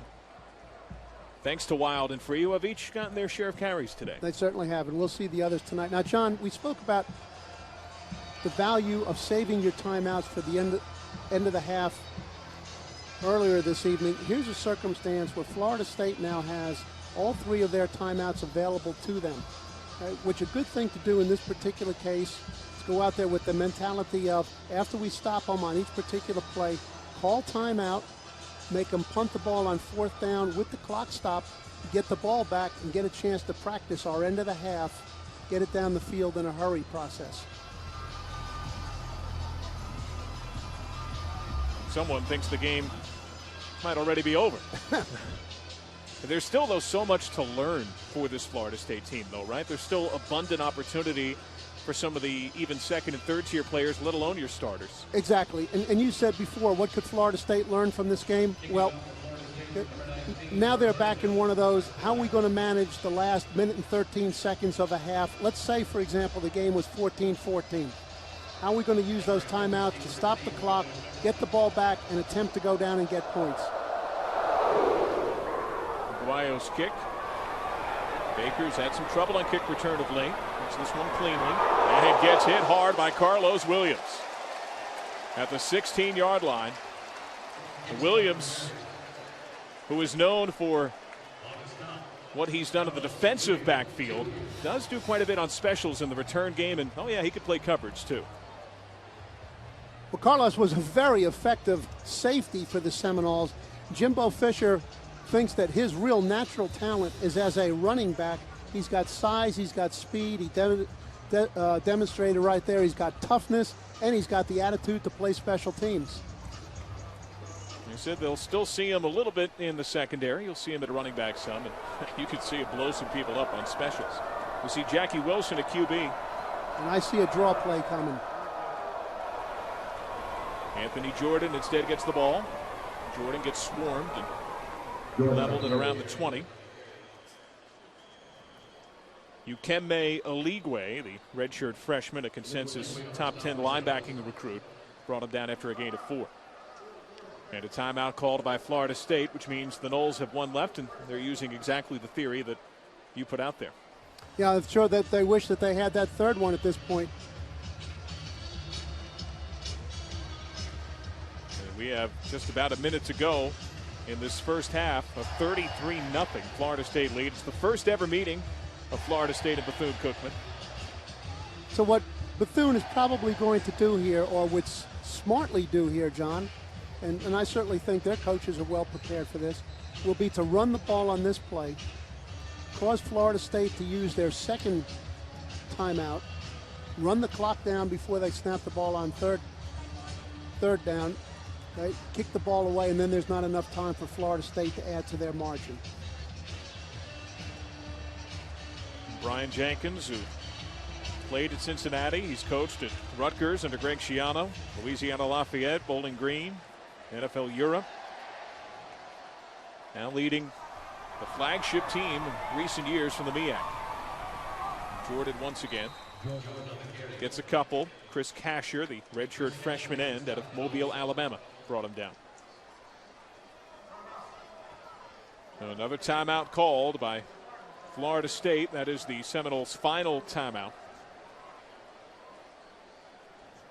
Casher's one of the men getting more time than he would normally get at that end spot, Al, and so many minutes, so many hits, so many sacks were lost, in particular from that defensive line. 11 Seminoles went to the NFL draft, 3 first-rounders. 7 of the 11 were on defense. 3 of them were defensive ends. They had great push on the pocket. They had a terrific defensive team last year. There's a lot of things that are part of the formula to win championships. One of the things that all coaches tell their teams is defense wins championships. There's a direct correlation between all those great defensive players and the fact that Florida State was the ACC champions. Jeremy Pruitt, who helped lead Alabama to national championship success in his first year at Florida State, getting more than $500,000 a year. He's just the 3rd DC in 28 years. Mark Stoops left after 3 to become the head coach of Kentucky. 3rd down here for Bethune-Cookman. Jordan once more has the first. His burst to the 39 before LaMarcus Joyner took him down. The markers move. And at this point, does Bethune push this ball? In all likelihood, Bethune will repeat what they were just doing. Clock will run down at the end of this play and the half will be over. John, you mentioned 3 defensive coordinators here. In the eyes of football coaches, particularly defensive coaches, there was a gentleman here for a long time, Mickey Andrews, who's really an iconic figure in the eyes of coaches for a guy that had developed great defenses for a long, long time. He was part of one of the great staffs. We talk about iconic figures. Well, there's no more iconic figure in college football coaching than Bobby Bowden, who really is the architect of this program, this stadium, and everything that Florida State's been able to become. Hit as he throws. Wilson throws it away. But the clock hits zeros. And so we have hit halftime. This field is named after Bobby Bowden, and that wasn't just some mere university formality. That was an act of state legislation in Florida. That's how revered he is.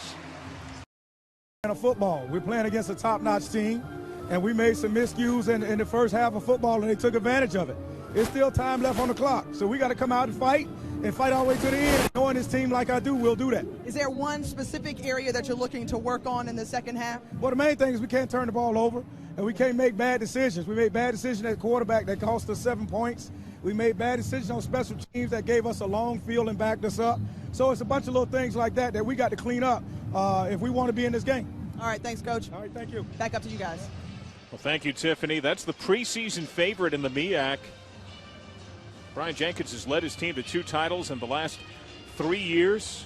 Won an HBCU national title in year number 1 and led his team to the FCS playoffs for the first time in 7 years. The FCS rank certainly has talent. We saw that today with game day visiting North Dakota State. By the way, North Dakota State, so much play was made today about their alums in the NFL, and with due reason. But my favorite North Dakota State alum, Alf Clausen. He is the composer for The Simpsons. If you ever hear any of the musical renditions on The Simpsons, the Monorail song, those are written by Alf Clausen, alumnus of North Dakota State. So, John, are you a Simpsons guy? I am. Which one of the characters is your favorite? You got to go with Homer. I don't want to pull a Homer here, but well, yeah, if you said some of the things that Homer says, you'd have to hold one of those apology signs. I think so. They might have heard that down there with the band on the field. Well, what are you looking for from Florida State? We heard Brian Jenkins talk about correctable mistakes from his team. They still have a league schedule to play once this day concludes. There are still building points for them. But for Florida State, how long should we expect to see the ones, and what are we looking for from the ones and twos? Well, Jimbo wants to see clean play at this particular time. Okay, what coaches emphasize to players is don't look at the scoreboard. Okay, it's each play presents an opportunity to run that play perfectly or to a high degree of efficiency. The scoreboard has nothing to do with what your focus is on the next play, with your effort, with your toughness. That's what he's looking for, okay, to put his starters back out there to see them perform under those circumstances. And when the backups come in, to make the point to their coaches that they can play like starters. Coaches always talk to their team about the next man up mentality. This will be the opportunity in the second half for some of those players who have been looking for their opportunity to demonstrate to their coaches to prove it. Two teams huddled up. Remember, the opening coin toss was won by Florida State, which deferred. So the Seminoles have the ball to begin the second and that gaudy 33-0 lead. Brian Jenkins, who has Delaware State, coincidentally enough, the team that North Dakota State was taking on today when College Game Day visited. That's next on the docket when MEAC play kicks into high gear. And you'll be able to see Bethune-Cookman a couple of times on the ESPN family of networks at North Carolina Central on November the 2nd.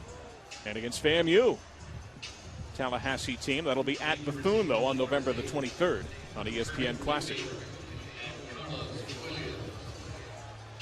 Carlos Williams and Kermit Whitfield, the return men. Those are two of the younger pups, more so with Levante Kermit Whitfield, a freshman out of Orlando.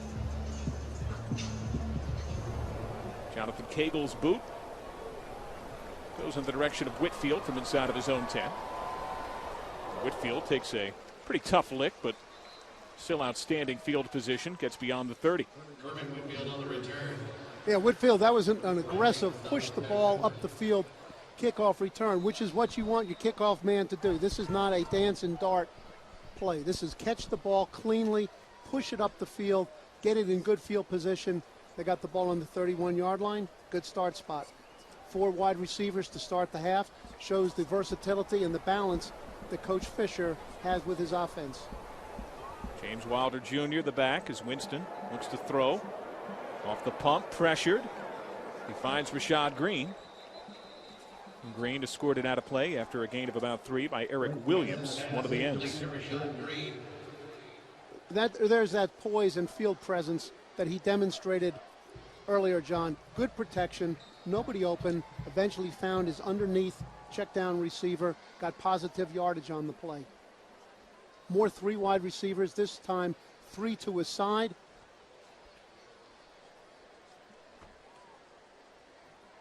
Pistol look with Freeman in there. They show pressure but don't bring it. Freeman zigzags through the field. Freeman gets the block and gets out of bounds in Bethune-Cookman territory at the 34-yard line. That was Marquise Drayton, the corner, that finally helped him out of play. John, here's this zone run to the open side. And once again, we see the great precision in the block. Terrific block by Cameron Irving, the left offensive tackle, and a great stretch by Brian Stork, the center. Those two guys help clear the path for Devontae Freeman. When there's a hole like that, there's a lot of linemen doing a real good job. First down and 10. Winston over the middle. Bit of a dangerous pass, but Leaping grab by Kenny Shaw, and that's a first down to the 19 as Jarkevis Fields met him as he made the catch. Pass, run, pass. Just hard for a defensive coordinator to get a book on the way Coach Jimbo Fisher calls the game. Keeping his team in rhythm, keeping the defense off balance. Now in his 7th year at Florida State, his 4th as the head coach from the 19. Winston looking end zone, goes over the middle, wide open. Rashad Green.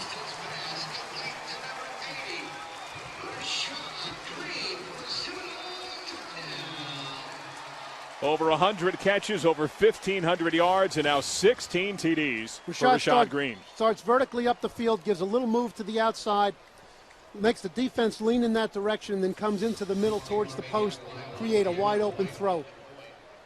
A lot of players stood out, as they have on many drives.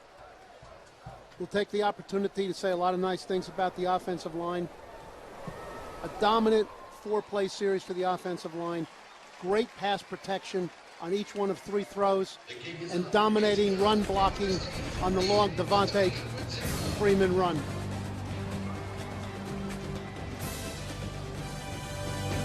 Took a $117.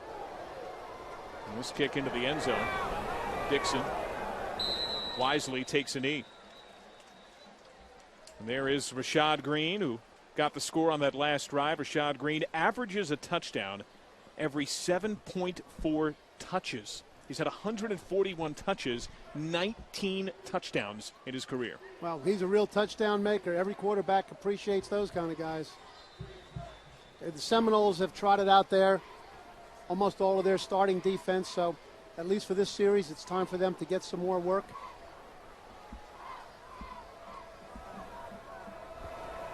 They've got their nickel out there.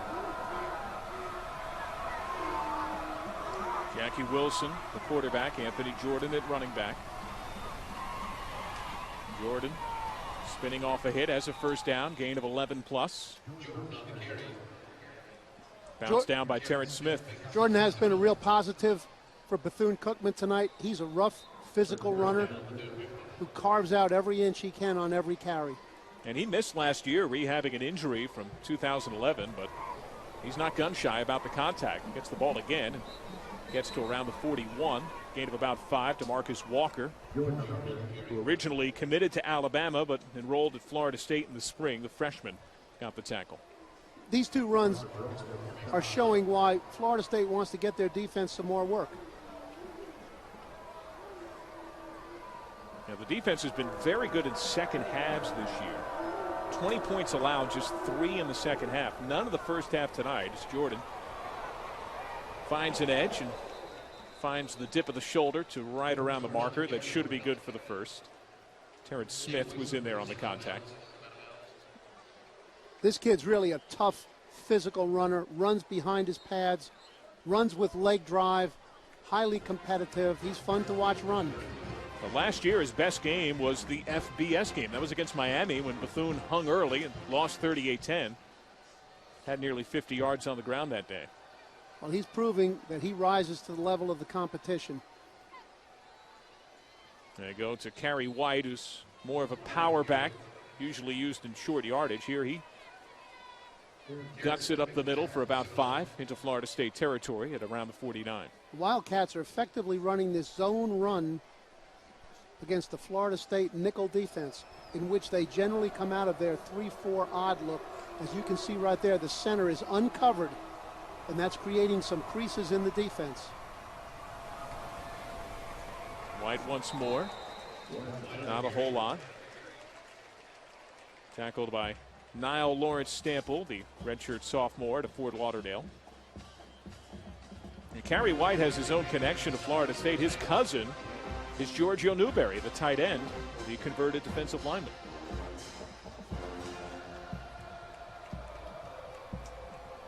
Third and 5.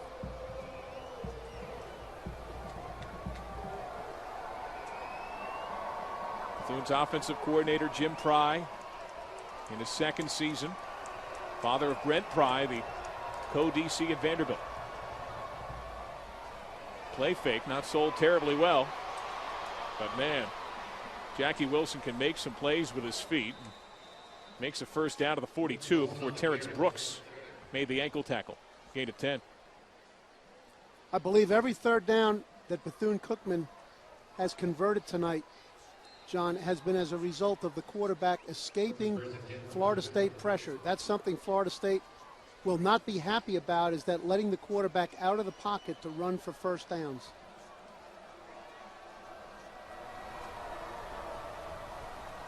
On first down, Jordan back in, but multiple hits to the backfield, drop him for a loss of about 3. Chris Casher ultimately tackles him, but he was stuck 3 different times back there. Yeah, Jordan is proving to these Florida State defensive players that, to use the words you just used, it's going to take multiple hits to bring them down. Yeah, we've seen a lot of Jordan. We've seen a lot of Kerry White. We haven't seen Isidore Jackson, the preseason co-offensive player of the year. At over 100 yards this season, averaging 5.5 a carry.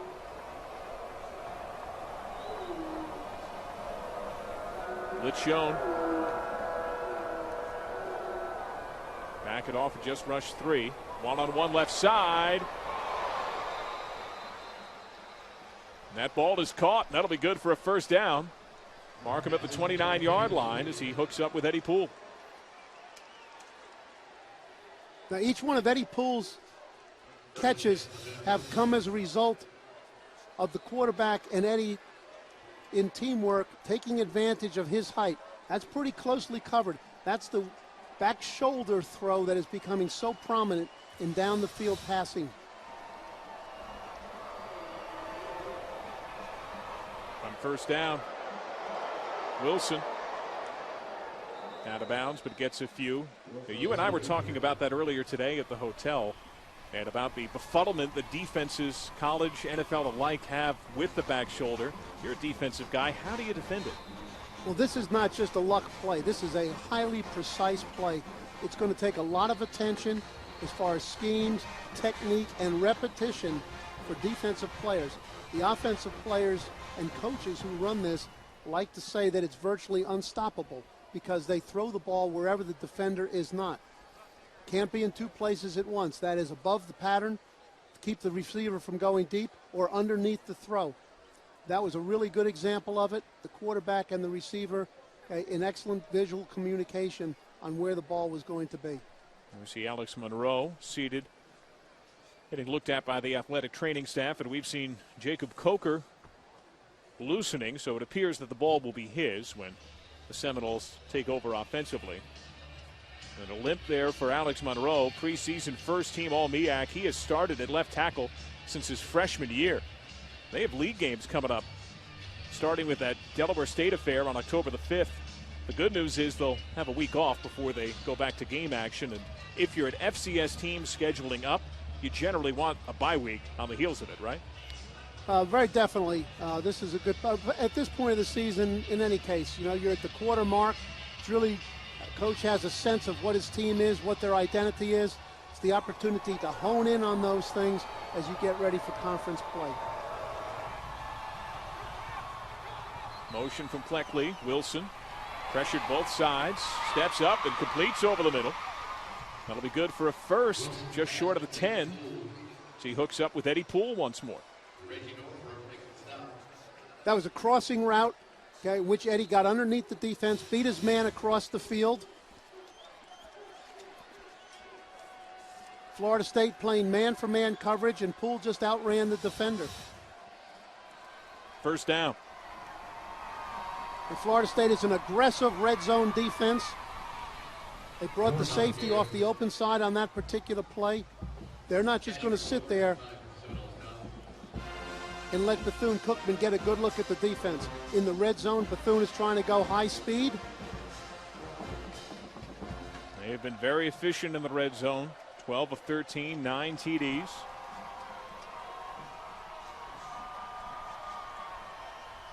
They can get a first without getting a score. Wilson says, I'll just bring it in. Jackie Wilson for a touchdown.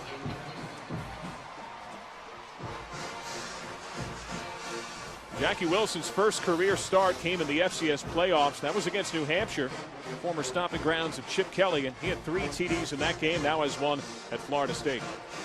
That's where the quarterback choice play, it's called zone option or read option, but it's really not an option in that there's no pitch play, John.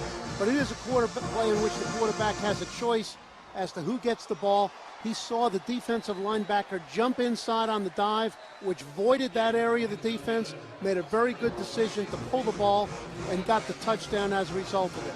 A nice positive drive for the Wildcats. Blocked extra point, though. That's now 4 misses for Cagle. A 40-6 score. Bethune-Cookman's on the board. Wildcats just got a TD. That's the first allowed in the second half by Florida State this year. You go back to last year, Florida State has won 4 straight games entering this one against Georgia Tech, Northern Illinois, Pitt, and Nevada. In that time, they have allowed, with that TD tonight, 5 total TDs, 1 in each game. Well, that's gone to past history as far as those defensive coaches from Florida State are thinking about right now, John. Watching them down on the sideline, they're quite animated in telling that defensive team, we expect better than that. We're getting ready to play in the Atlantic Coast Conference. That's not going to get it. They're not thinking about the first half shutout or anything else. They're expecting better play.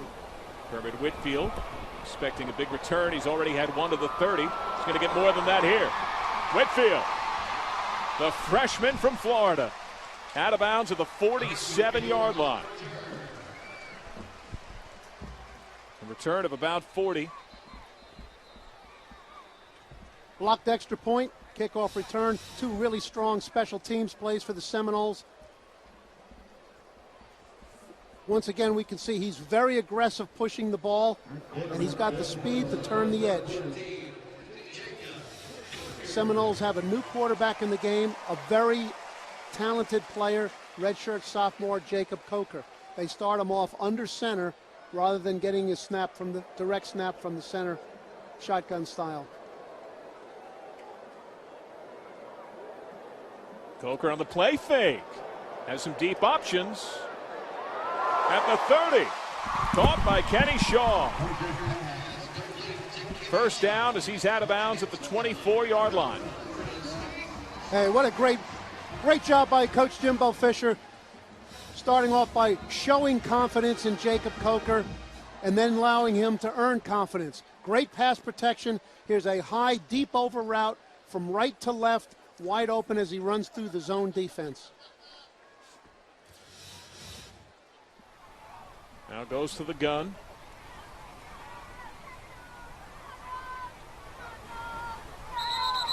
And flags as the handoff went to Carlos Williams.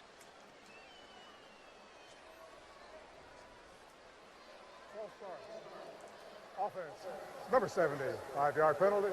Go first down. Josue Matias, the left guard out of Union City, New Jersey.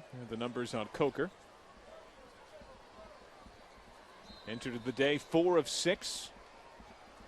Hence the 66.7%. Does have 1 touchdown on his career.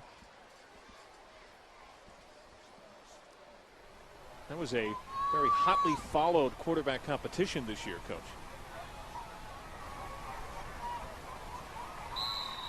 Completion of Rashad Green.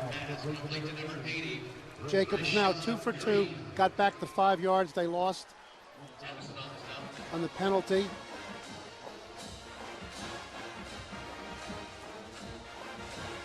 Gets a couple of yards there.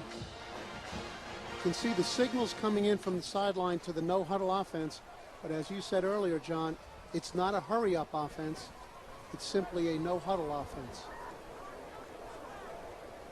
Carlos Williams, the deep back, the converted safety. Motion from O'Leary, the tight end. Williams. Oh, my. They go low to chip him. Inside of the 5, mark him just short of the 3-yard line. Thomas Finney saved the touchdown there. This is what it's like to play defense for Bethune-Cookman against that offensive line. Pretty hard to tell any difference between Carlos Williams and James Wilder and Devontae Freeman, who preceded him. Williams' first touch as a running back was a 65-yard TD. That was against Nevada on a toss sweep play. Some trouble on the exchange, but Williams has no trouble going in standing. Another touchdown for the junior out of Davenport, Florida. It might be the second tier that's now in, Al, but the results are pretty similar. Yep, they're trying to make a statement both to their coaches and their teammates that we're ready to help us win. Carlos Williams had 11 tackles, had the title-clinching pick in the ACC title game against Georgia Tech, but he is now a very versatile extra option in the offensive backfield. Aguayo, perfect. A 47. After Bethune got a score, early stage of the second half, Florida State marched right down the field. 4 plays, 53 yards, less than 2 minutes, and Carlos Williams got the score. A wise knee for Bethune Cookman, Joel Davis. Carlos Williams getting the fist pumps sideline. You don't see position changes happen that often, Al. You hardly ever see a guy who makes an impact on defense and specials become such an impact as a running back. That's right, John, especially when that position change is made in season. So Carlos came over and is doing a terrific job at tailback without the benefit of spring practice or training camp. He got a score when he made that switch for the first time against Nevada. He was one of 8 different men to score in that blowout win. It was one off a school record that was set back in 1979 in a 66-17 drubbing of then Memphis State.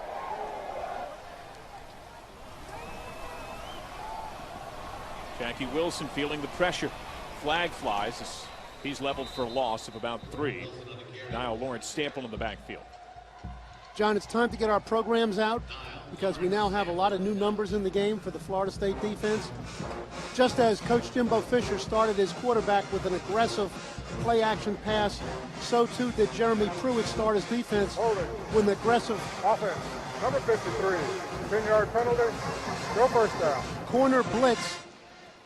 The blitzer off the corner was the man who forced the holding penalty. It will not be recorded as a sack, but it had the same effect as a sack. That is, the ball moved backwards 10 yards. Went on Rashard Brown, the left guard, a second-year transfer to Georgia Military College. Keep in mind that I don't believe Alex Monroe is at left tackle. We saw him getting tended to by the training staff on the sidelines. Trevin Huff has been in at left tackle a minute. Only rush 4. The look left side a little off target. The timing was off.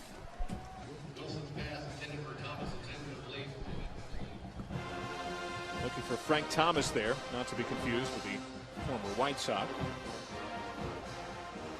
Bethune-Cookman going to many of its second and third tier in the receiving ranks as well.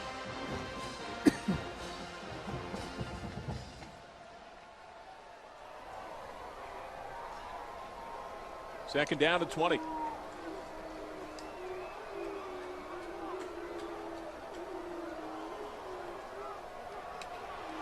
Oh, the pressure in the backfield, and there's the sack.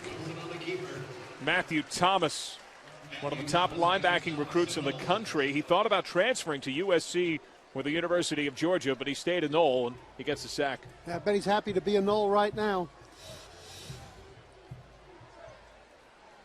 Speed off the edge.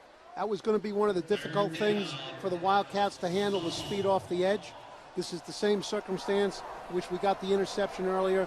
Looks like we've got the same 3-man rush with the spy on the quarterback and deep zone coverage. Wilson on third down. Feels the pressure, the sling. And flags come as that one was incomplete, but there was some contact.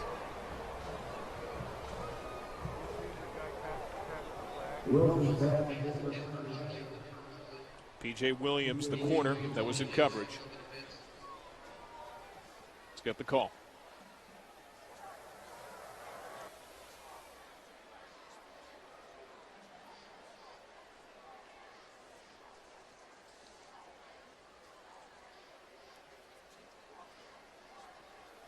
Pass interference. Defense, number 26. It's a spot foul, automatic first down. It goes on the sophomore corner, who is sharing some time at that corner spot. All right, you can see there's a 3-man rush with the spy. corner just gets beat. Okay, that's a shame to have happen when you have the advantage yardage-wise as it is. Another two-way player for the Seminoles, John, is the nose tackle, Jacobs McDaniel, who plays on the goal line offense. So just as Carlos Williams has switched positions and has played defense and offense, McDaniels does it in the same game. Yeah, the fifth-year senior who was a star baseball player, too. He was signed by the Milwaukee Brewers out of the high school ranks.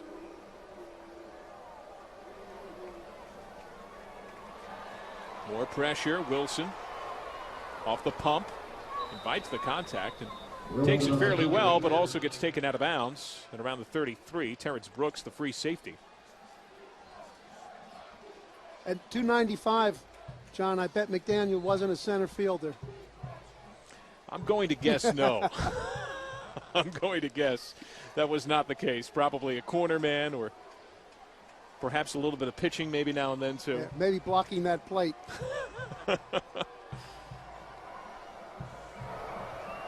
Third down here for the Wildcats. Off the play fake again to the backfield, again a sack. Matthew Thomas, the freshman out of Miami.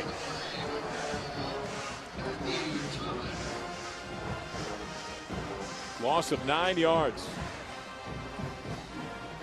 Just a straight speed rush off the edge. Blown protection. Boy, you get a speed rusher like that with his ability and nobody picks him up.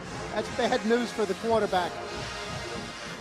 In a way, is it almost a good thing that we have not seen Christian Jones, Eddie Goldman, Mario Edwards, since all these other players are getting more time?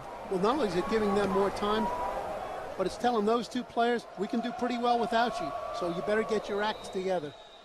Jesus Bobo Wilson, who's the backup in the return game. He's a very highly heralded wide receiver. Makes the fair catch at his 38. And discipline, certainly part of what Jimbo Fisher and crew do. You came down and spent the day with the staff. What were some of the things that struck you about Florida State? Highly organized. They have a real blueprint for everything they're doing. Competition is emphasized in every aspect of the program. 8th ranked team in the country, trying to go 3-0 for a third straight year. Jacob Coker, another drive for the backup QB. Hands it off to Carlos Williams. Williams stretching it out. Nearly a first as he was thrown to the ground by Marquise Drayton. Looks like the spot will have him about a yard short. You know, in many ways, Florida State has become quarterback U. It's the only program with 2 current NFL starters. Christian Ponder with the Vikings, E.J. Manuel with the Bills. There were 32 Seminoles active in the NFL in week 1, and 2 are starting QBs. Number of things about those quarterbacks. One, Ponder, Manuel, and Winston, all similar set of skills. So they've been able to maintain continuity in their style of play, which aids in the development of each one of these quarterbacks. After this play, we'll catch up to it, John. Second down and 1. Williams, that's a first down. Sneaks his way toward midfield, just about a yard short. It's something you brought up in the conference calls. Ralph Williams Jr. made the tackle, and Jimbo Fisher elaborated upon that, how it's become part of a legacy that each quarterback is training his own successor, his own disciple. They do have that type of continuity, and we talked about the continuity of the system, but Jimbo Fisher is an excellent developer of quarterbacks, mechanically, but particularly in the decision-making process, and it's a quarterback-friendly system. Play fake. Coker give it a chance to shine. Has a man wide open. That's caught. Zigzag effort and a stumble inside of the 10. Kermit Whitfield brings it in. Ralph Williams brings him down. That's the same pattern that Coker was able to hit when he first came into the game. It's play action, terrific protection, high crossing route from the other side. Actually, the receiver had to wait on it because Jacob, even though he had a lot of time, really didn't set his feet where he could drive the ball. If he had been able to drive the ball, it would have been a touchdown pass. First and goal from the 9. Stack the box, anticipating run. They get it from Carlos Williams.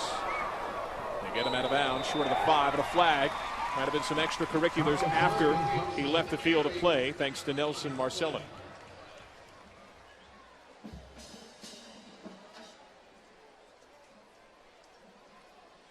Nick Addison, the free safety, involved there as well. Here's the call. After the play, personal foul, late hit, number 41 of the defense, half the distance to the goal, first down. It goes on Marcellin, the Haiti native. You just following through on the play there, Al? Yeah, a little bit, but you got to know when you're close to the sideline. Okay, that's one of those kind of bad judgment plays that Coach that Brian talked about at halftime when he was speaking with Tiffany. Freddie Stevenson, one of the blocking fullbacks in there. Carlos Williams spun just short of the end zone.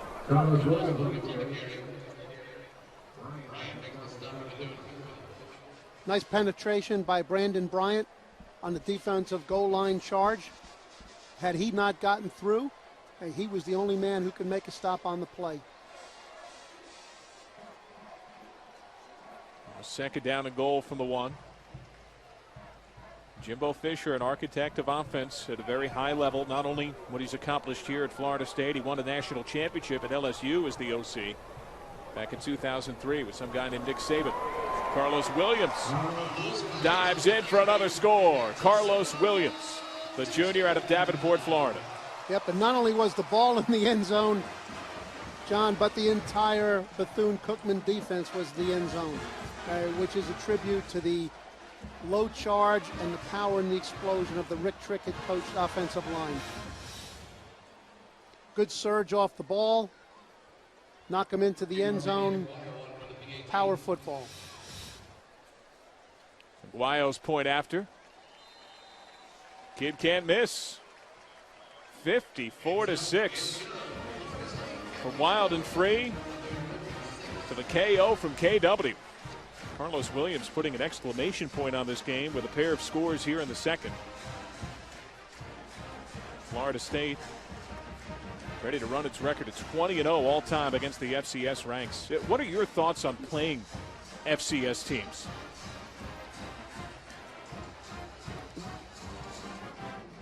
We'll check in with Tiffany Green. Well, guys, you can't talk about Florida State kicking without mentioning the words wide right. But with redshirt freshman Robert Aguayo, the Noles are hoping that this season they won't have to mention that phrase in pursuit of a national championship. And Aguayo is already all on the good foot with a perfect field goal and point after attempt percentage. And not only that, he's taking over and trying to fill some big shoes with Dustin Hopkins now graduating, but he's got the leg. We saw him boot a 46-yard field goal in the first quarter, and if his start is any indication of what's to come for his career at FSU, well, guys, we might be looking at another Lou Groza finalist for the Noles. Back up to you guys. And Dustin Hopkins set the Division I record, 442 points. It's the backup Clay Pickler who comes out for the kickoff duties. He's kicked off twice already this year. Aguayo, though, cried at that wide right, the 04 Orange Bowl. He has been very confident in the interviews that I've seen with him about his play with these Seminoles, and you want that from your kicker. Return from the 6. Swarming tackle at around the 21-yard line. Jawill Davis on the return there, and here comes Bethune's offense once more. But Al, what are your thoughts on playing FCS teams? The Big Ten has made it known they don't want it to happen. Yeah, I think the Big Ten's on the right track, John. This would be like, the San Antonio Spurs don't play college teams. The Lakers don't play college teams. This game is supposed to be all about competition. There's some games where, look, there were a number of games played today. The scores indicate really they probably should have never been scheduled. But there's an economics involved. I understand all of those things. The good thing for teams like Florida State is they get a lot of guys in the game. Gary White gets about 5. Hey, now, you said earlier, John, you know, what do each coach want to get out of this half? One of the things that Bethune can get out of this is they've had revolving door with the quarterback position. Jackie Wilson's been in there most of the time. He's had some positive plays. This is Jackie's opportunity to maybe grab this position. Hands it off on 2nd and 5. Drexler-Dixon gets maybe a yard, and time will tick away on the quarter.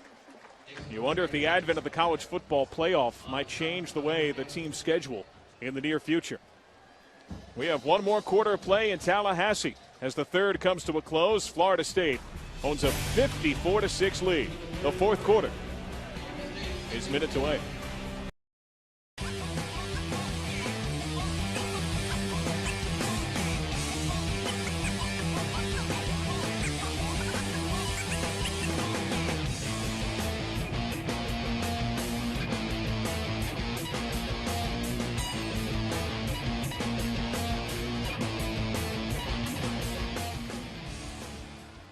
Welcome on back. Apologies, an incomplete pass intended for Darian Baker, thwarted in part by Matthew Thomas in coverage. So third down.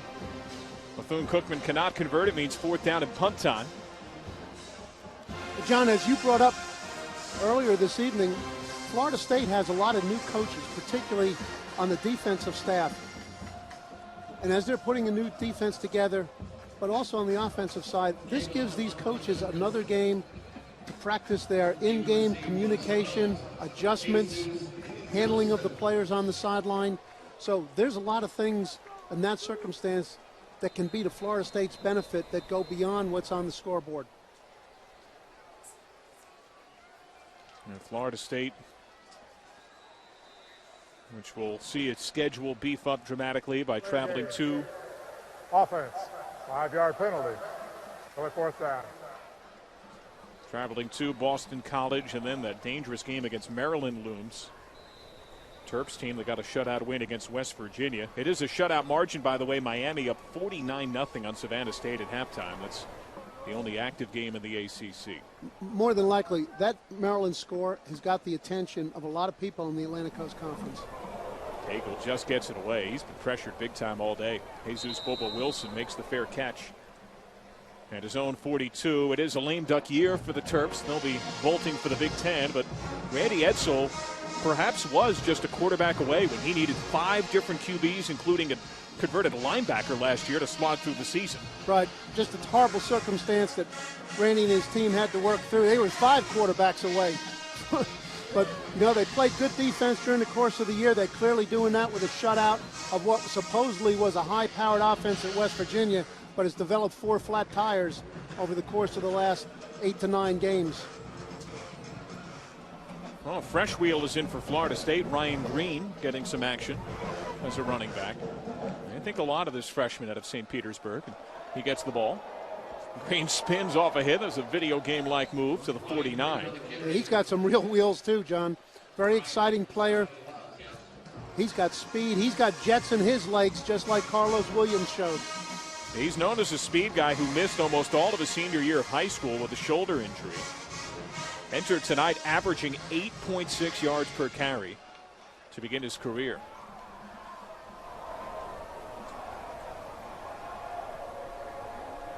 Out of the gun. So Coker changing the play. Play clock still abundant at 13. And Green read well. He's tackled in the backfield. Dropped right around the original line of scrimmage by the Ole Miss transfer, Ralph Williams Jr. Repeat of the previous play, same blocking scheme. Really nice read by the linebacker. Shoots through in the vacated gap.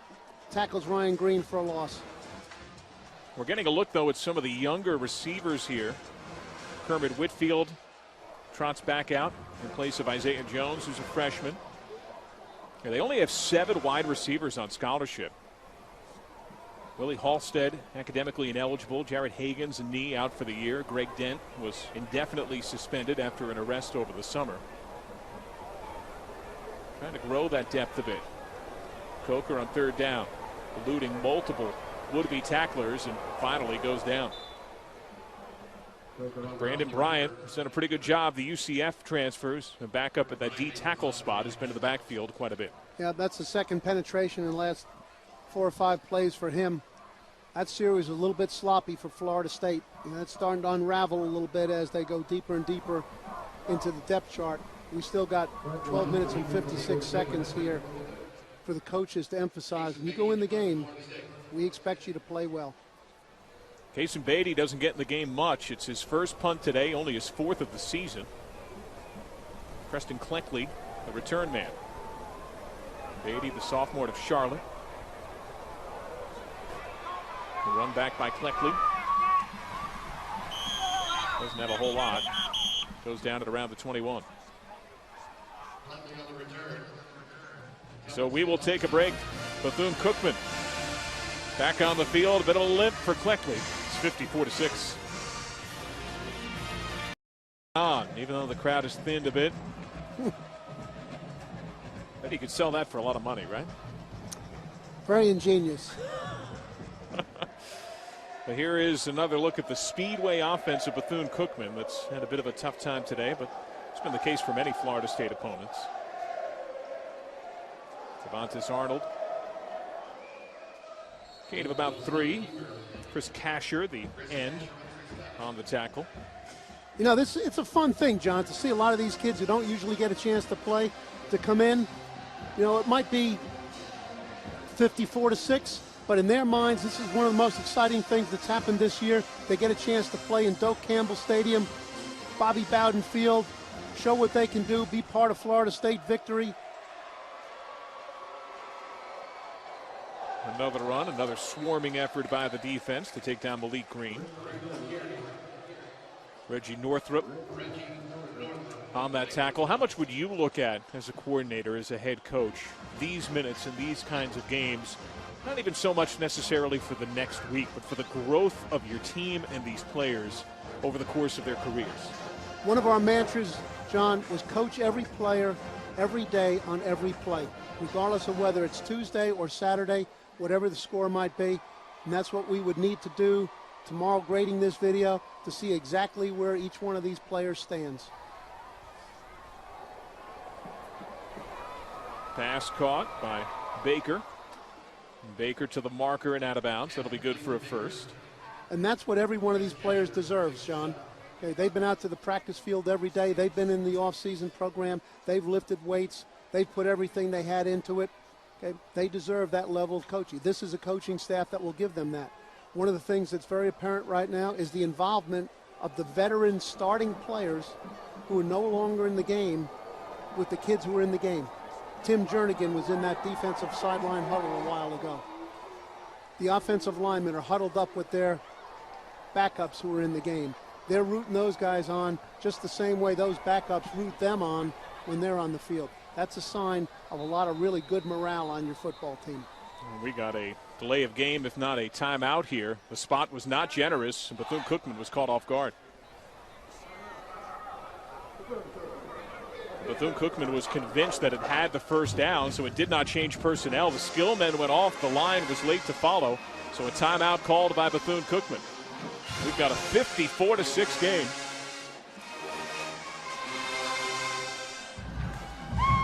And we'll have a 4th down and short punt situation coming up for Bethune-Cookman. The Wildcats used all 3 of their first half timeouts before the first quarter came to a close. The third was called with 2:29 to go in that first quarter. I think this is a situation, though, where based upon where they got to, I thought they had the first down.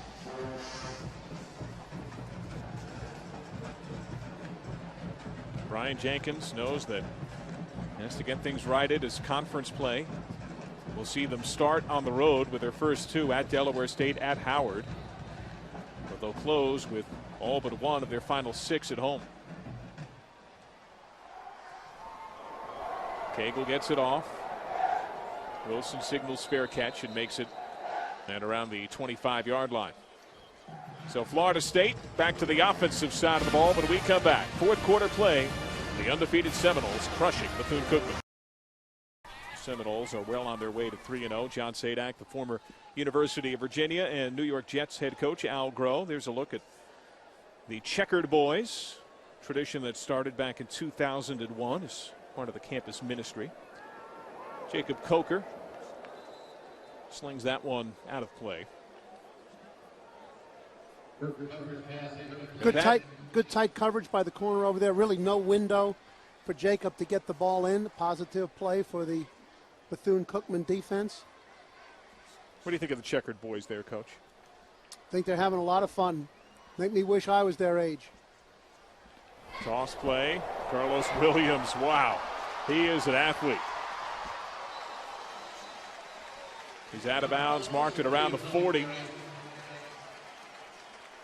So Varys Dantzler, the junior at Homestead, Florida, finally humbled this speedy, elusive running back. That's a play clearly that Carlos has a great affinity for, because that's the play that he took for a touchdown on his very first carry as a tailback in the Florida State offense last week for a touchdown. So that play probably is averaging about 55 yards a touch for Carlos. Goes for 40 there, split backfield at the 40. And a flag.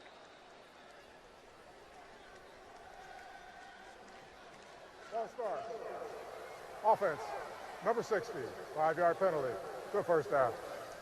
Jacob Fearenkrug got some reps at left tackle when Cameron Irving was nicked in camp, but he's mostly the backup at left guard.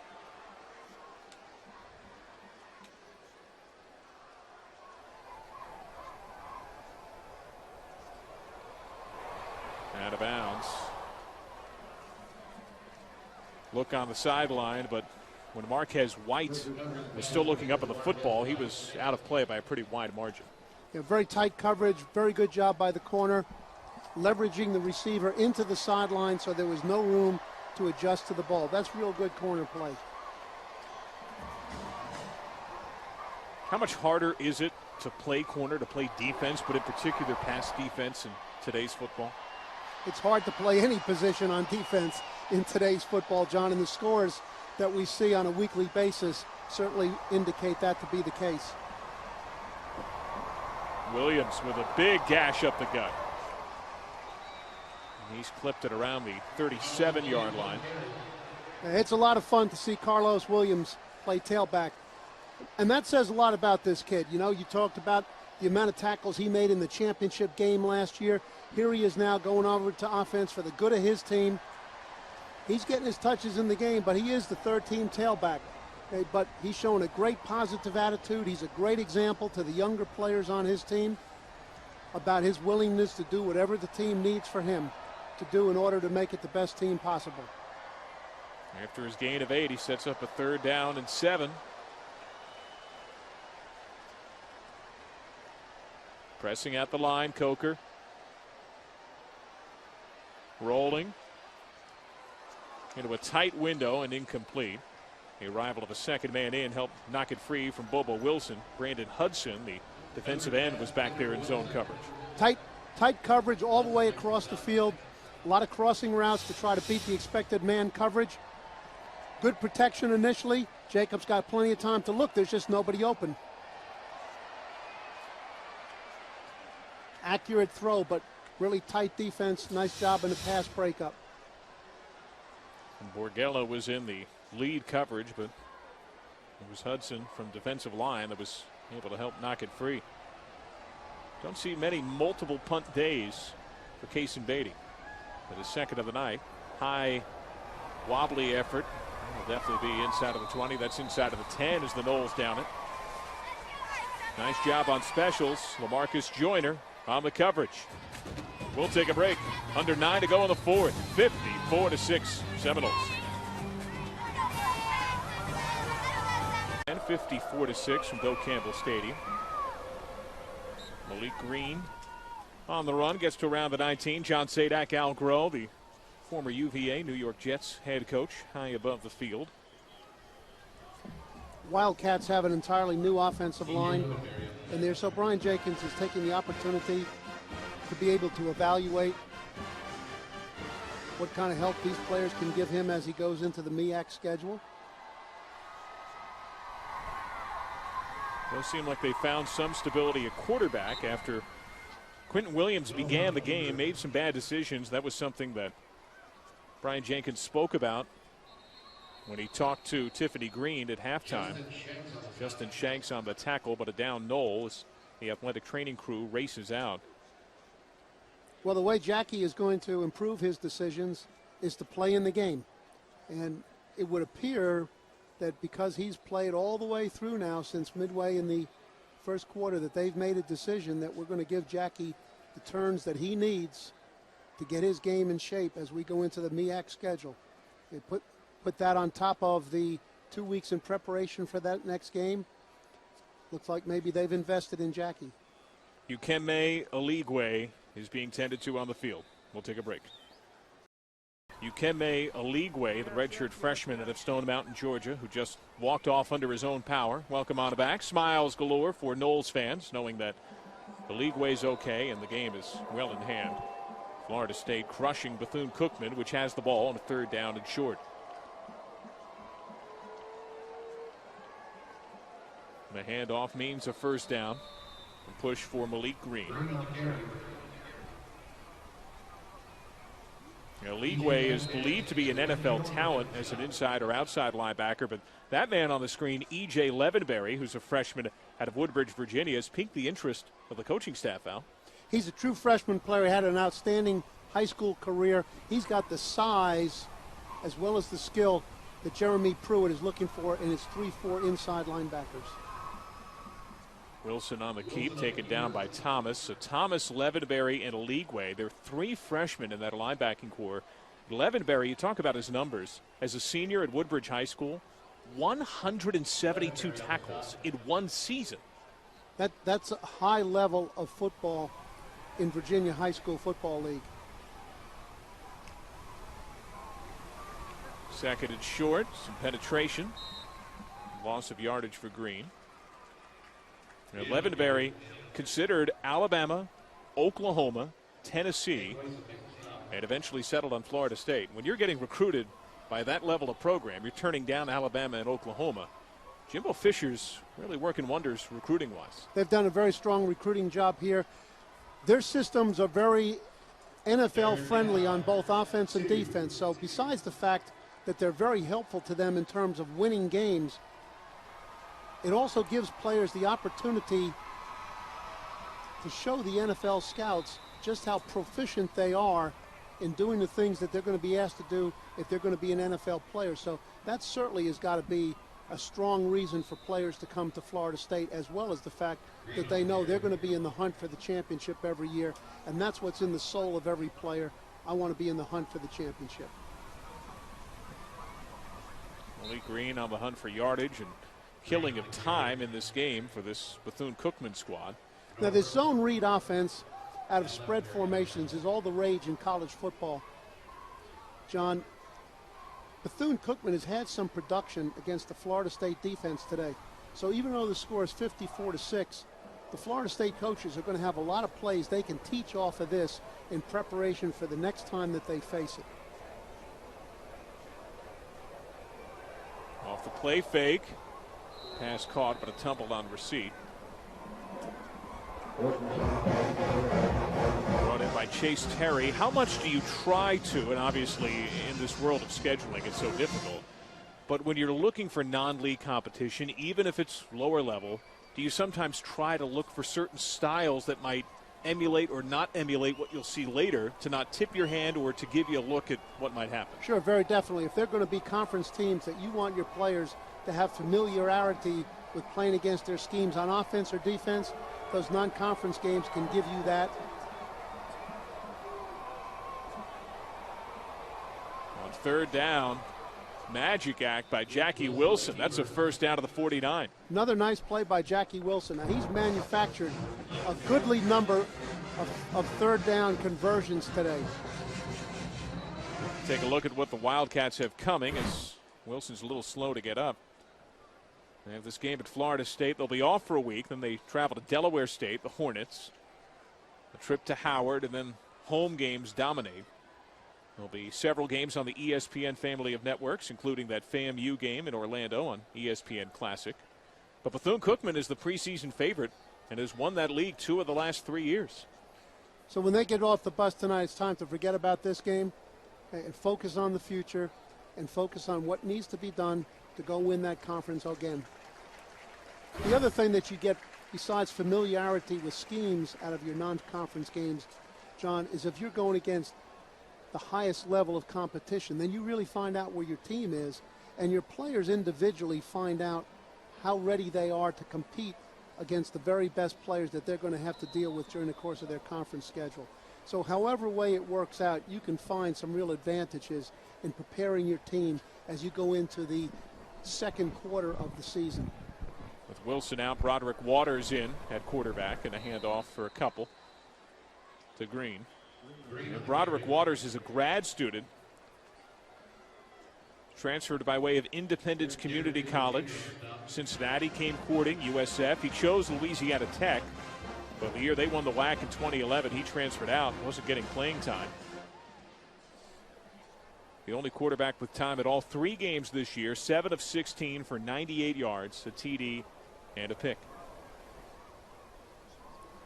Well, if Jackie Wilson has, in fact, earned the starting job, which, of course, we don't know, John, but his amount of playing time is strong evidence, then with 4 minutes to go, this is the time to get him out of the game so he doesn't get needlessly hurt, and the guy who might have become your quarterback is then missing again for the regular season.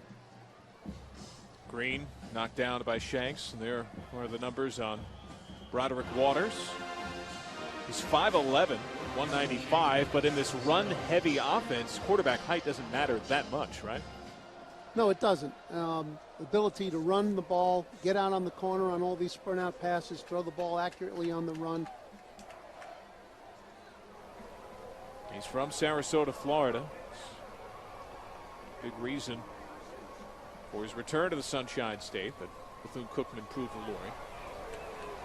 Great backfield penetration once more as Green winds up getting a few, but Chris Kasher, done a lot, but redshirt freshman in Mobile, Alabama. He was a top 25 recruit according to ESPN in 2012. Has been churning that motor even in the late stage of a blowout. Well, it's not late for him. You know, he didn't get in the game until just a little while ago, so he's got that just start the game enthusiasm and energy. He had a knee injury 2 games into last year that forced him to take the red shirt. So Cagle on the punt. Bobo Wilson again back to return it. And he tells his teammates, let that one go. Goes out of bounds.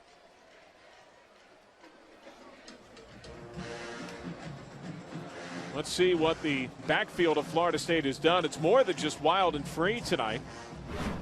Carlos Williams, Ryan Green involved as well, and the numbers pretty impressive. This is a versatile running attack. A lot of firepower back there, a lot of depth, a lot of competition.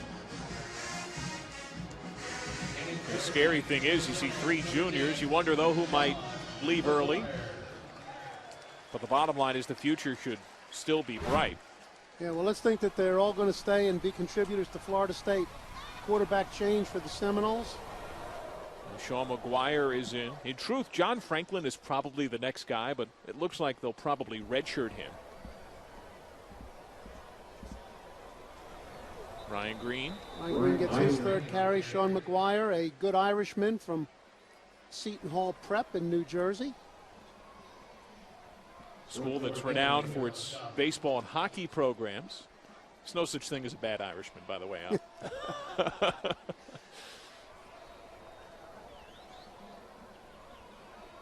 We approach 2 minutes, 2nd down for the Noles. So we've seen Winston, we've seen a decent amount of Coker, and now McGuire. Green once more. Jocelyn Borgella Jr., the sophomore to Miami. And they're on the hit.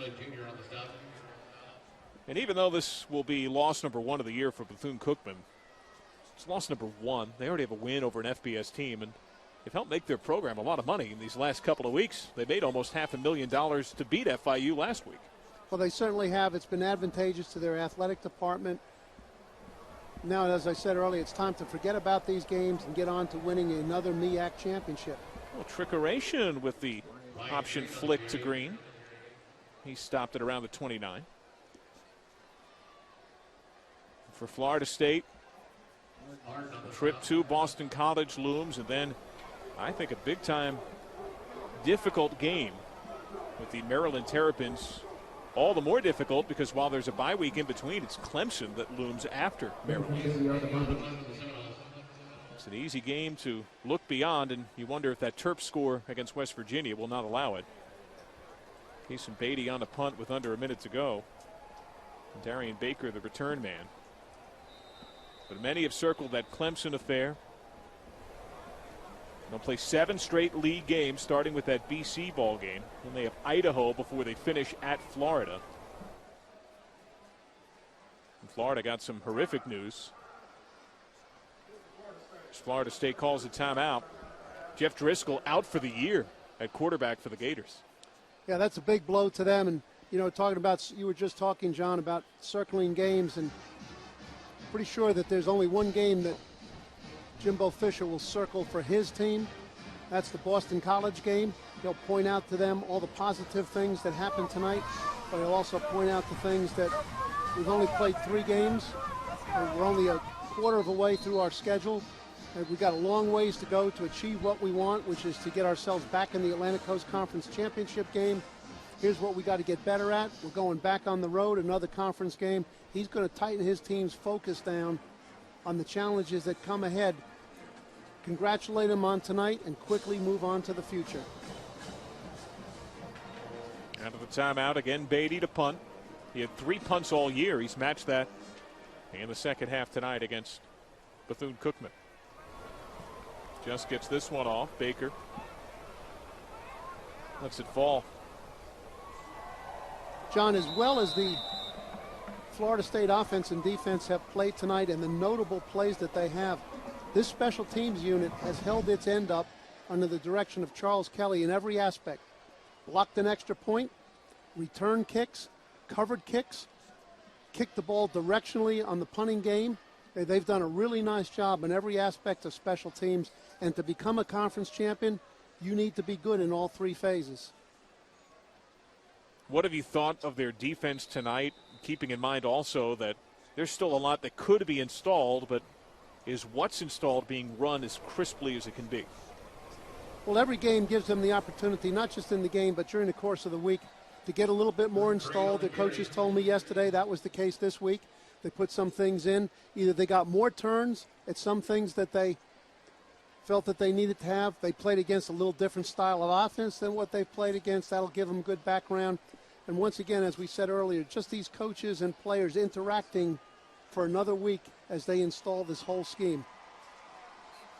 So the seconds tick away as Florida State will get the win 54-6.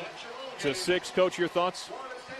Well, positive night for Florida State. Could be a very positive night for Bethune-Cookman if, in fact, they have found their quarterback. He certainly gave some strong evidence to that fact tonight, as did their coaches by leaving him in the game. A lot of playmakers for Florida State did what playmakers are supposed to do. They stepped up, and any conversation about Florida State, John, has to involve talk about Jameis Winston, the quarterback. He made a few gee-whiz plays tonight again, put the ball right on the mark, showed more of the same qualities that he's demonstrated in the first 2 games. He's just getting a little bit better all the time. The tailback rich quartet that plays back there all stepped up and played like they're supposed to play. And that offensive line gave great protection and great push. There's a lot of strong elements on the Florida State offense. If you said, well, what's the strength? Well, the offensive line's pretty good. Those runners really get your attention. Those receivers made some big-time plays, and the quarterback can make some really spectacular things happen and will only get better and better every time that he plays. A lot of firepower there, and this defense is going to mature and learn the scheme. This will be a team to be reckoned with in Atlantic Coast Conference play. And so that'll do it for Al Groh and Tiffany Green. I'm John Sadak saying so long from Doak Campbell Stadium in Tallahassee, Florida. Final score, Florida State 54, Bethune-Cookman 6. To watch this entire game on replay is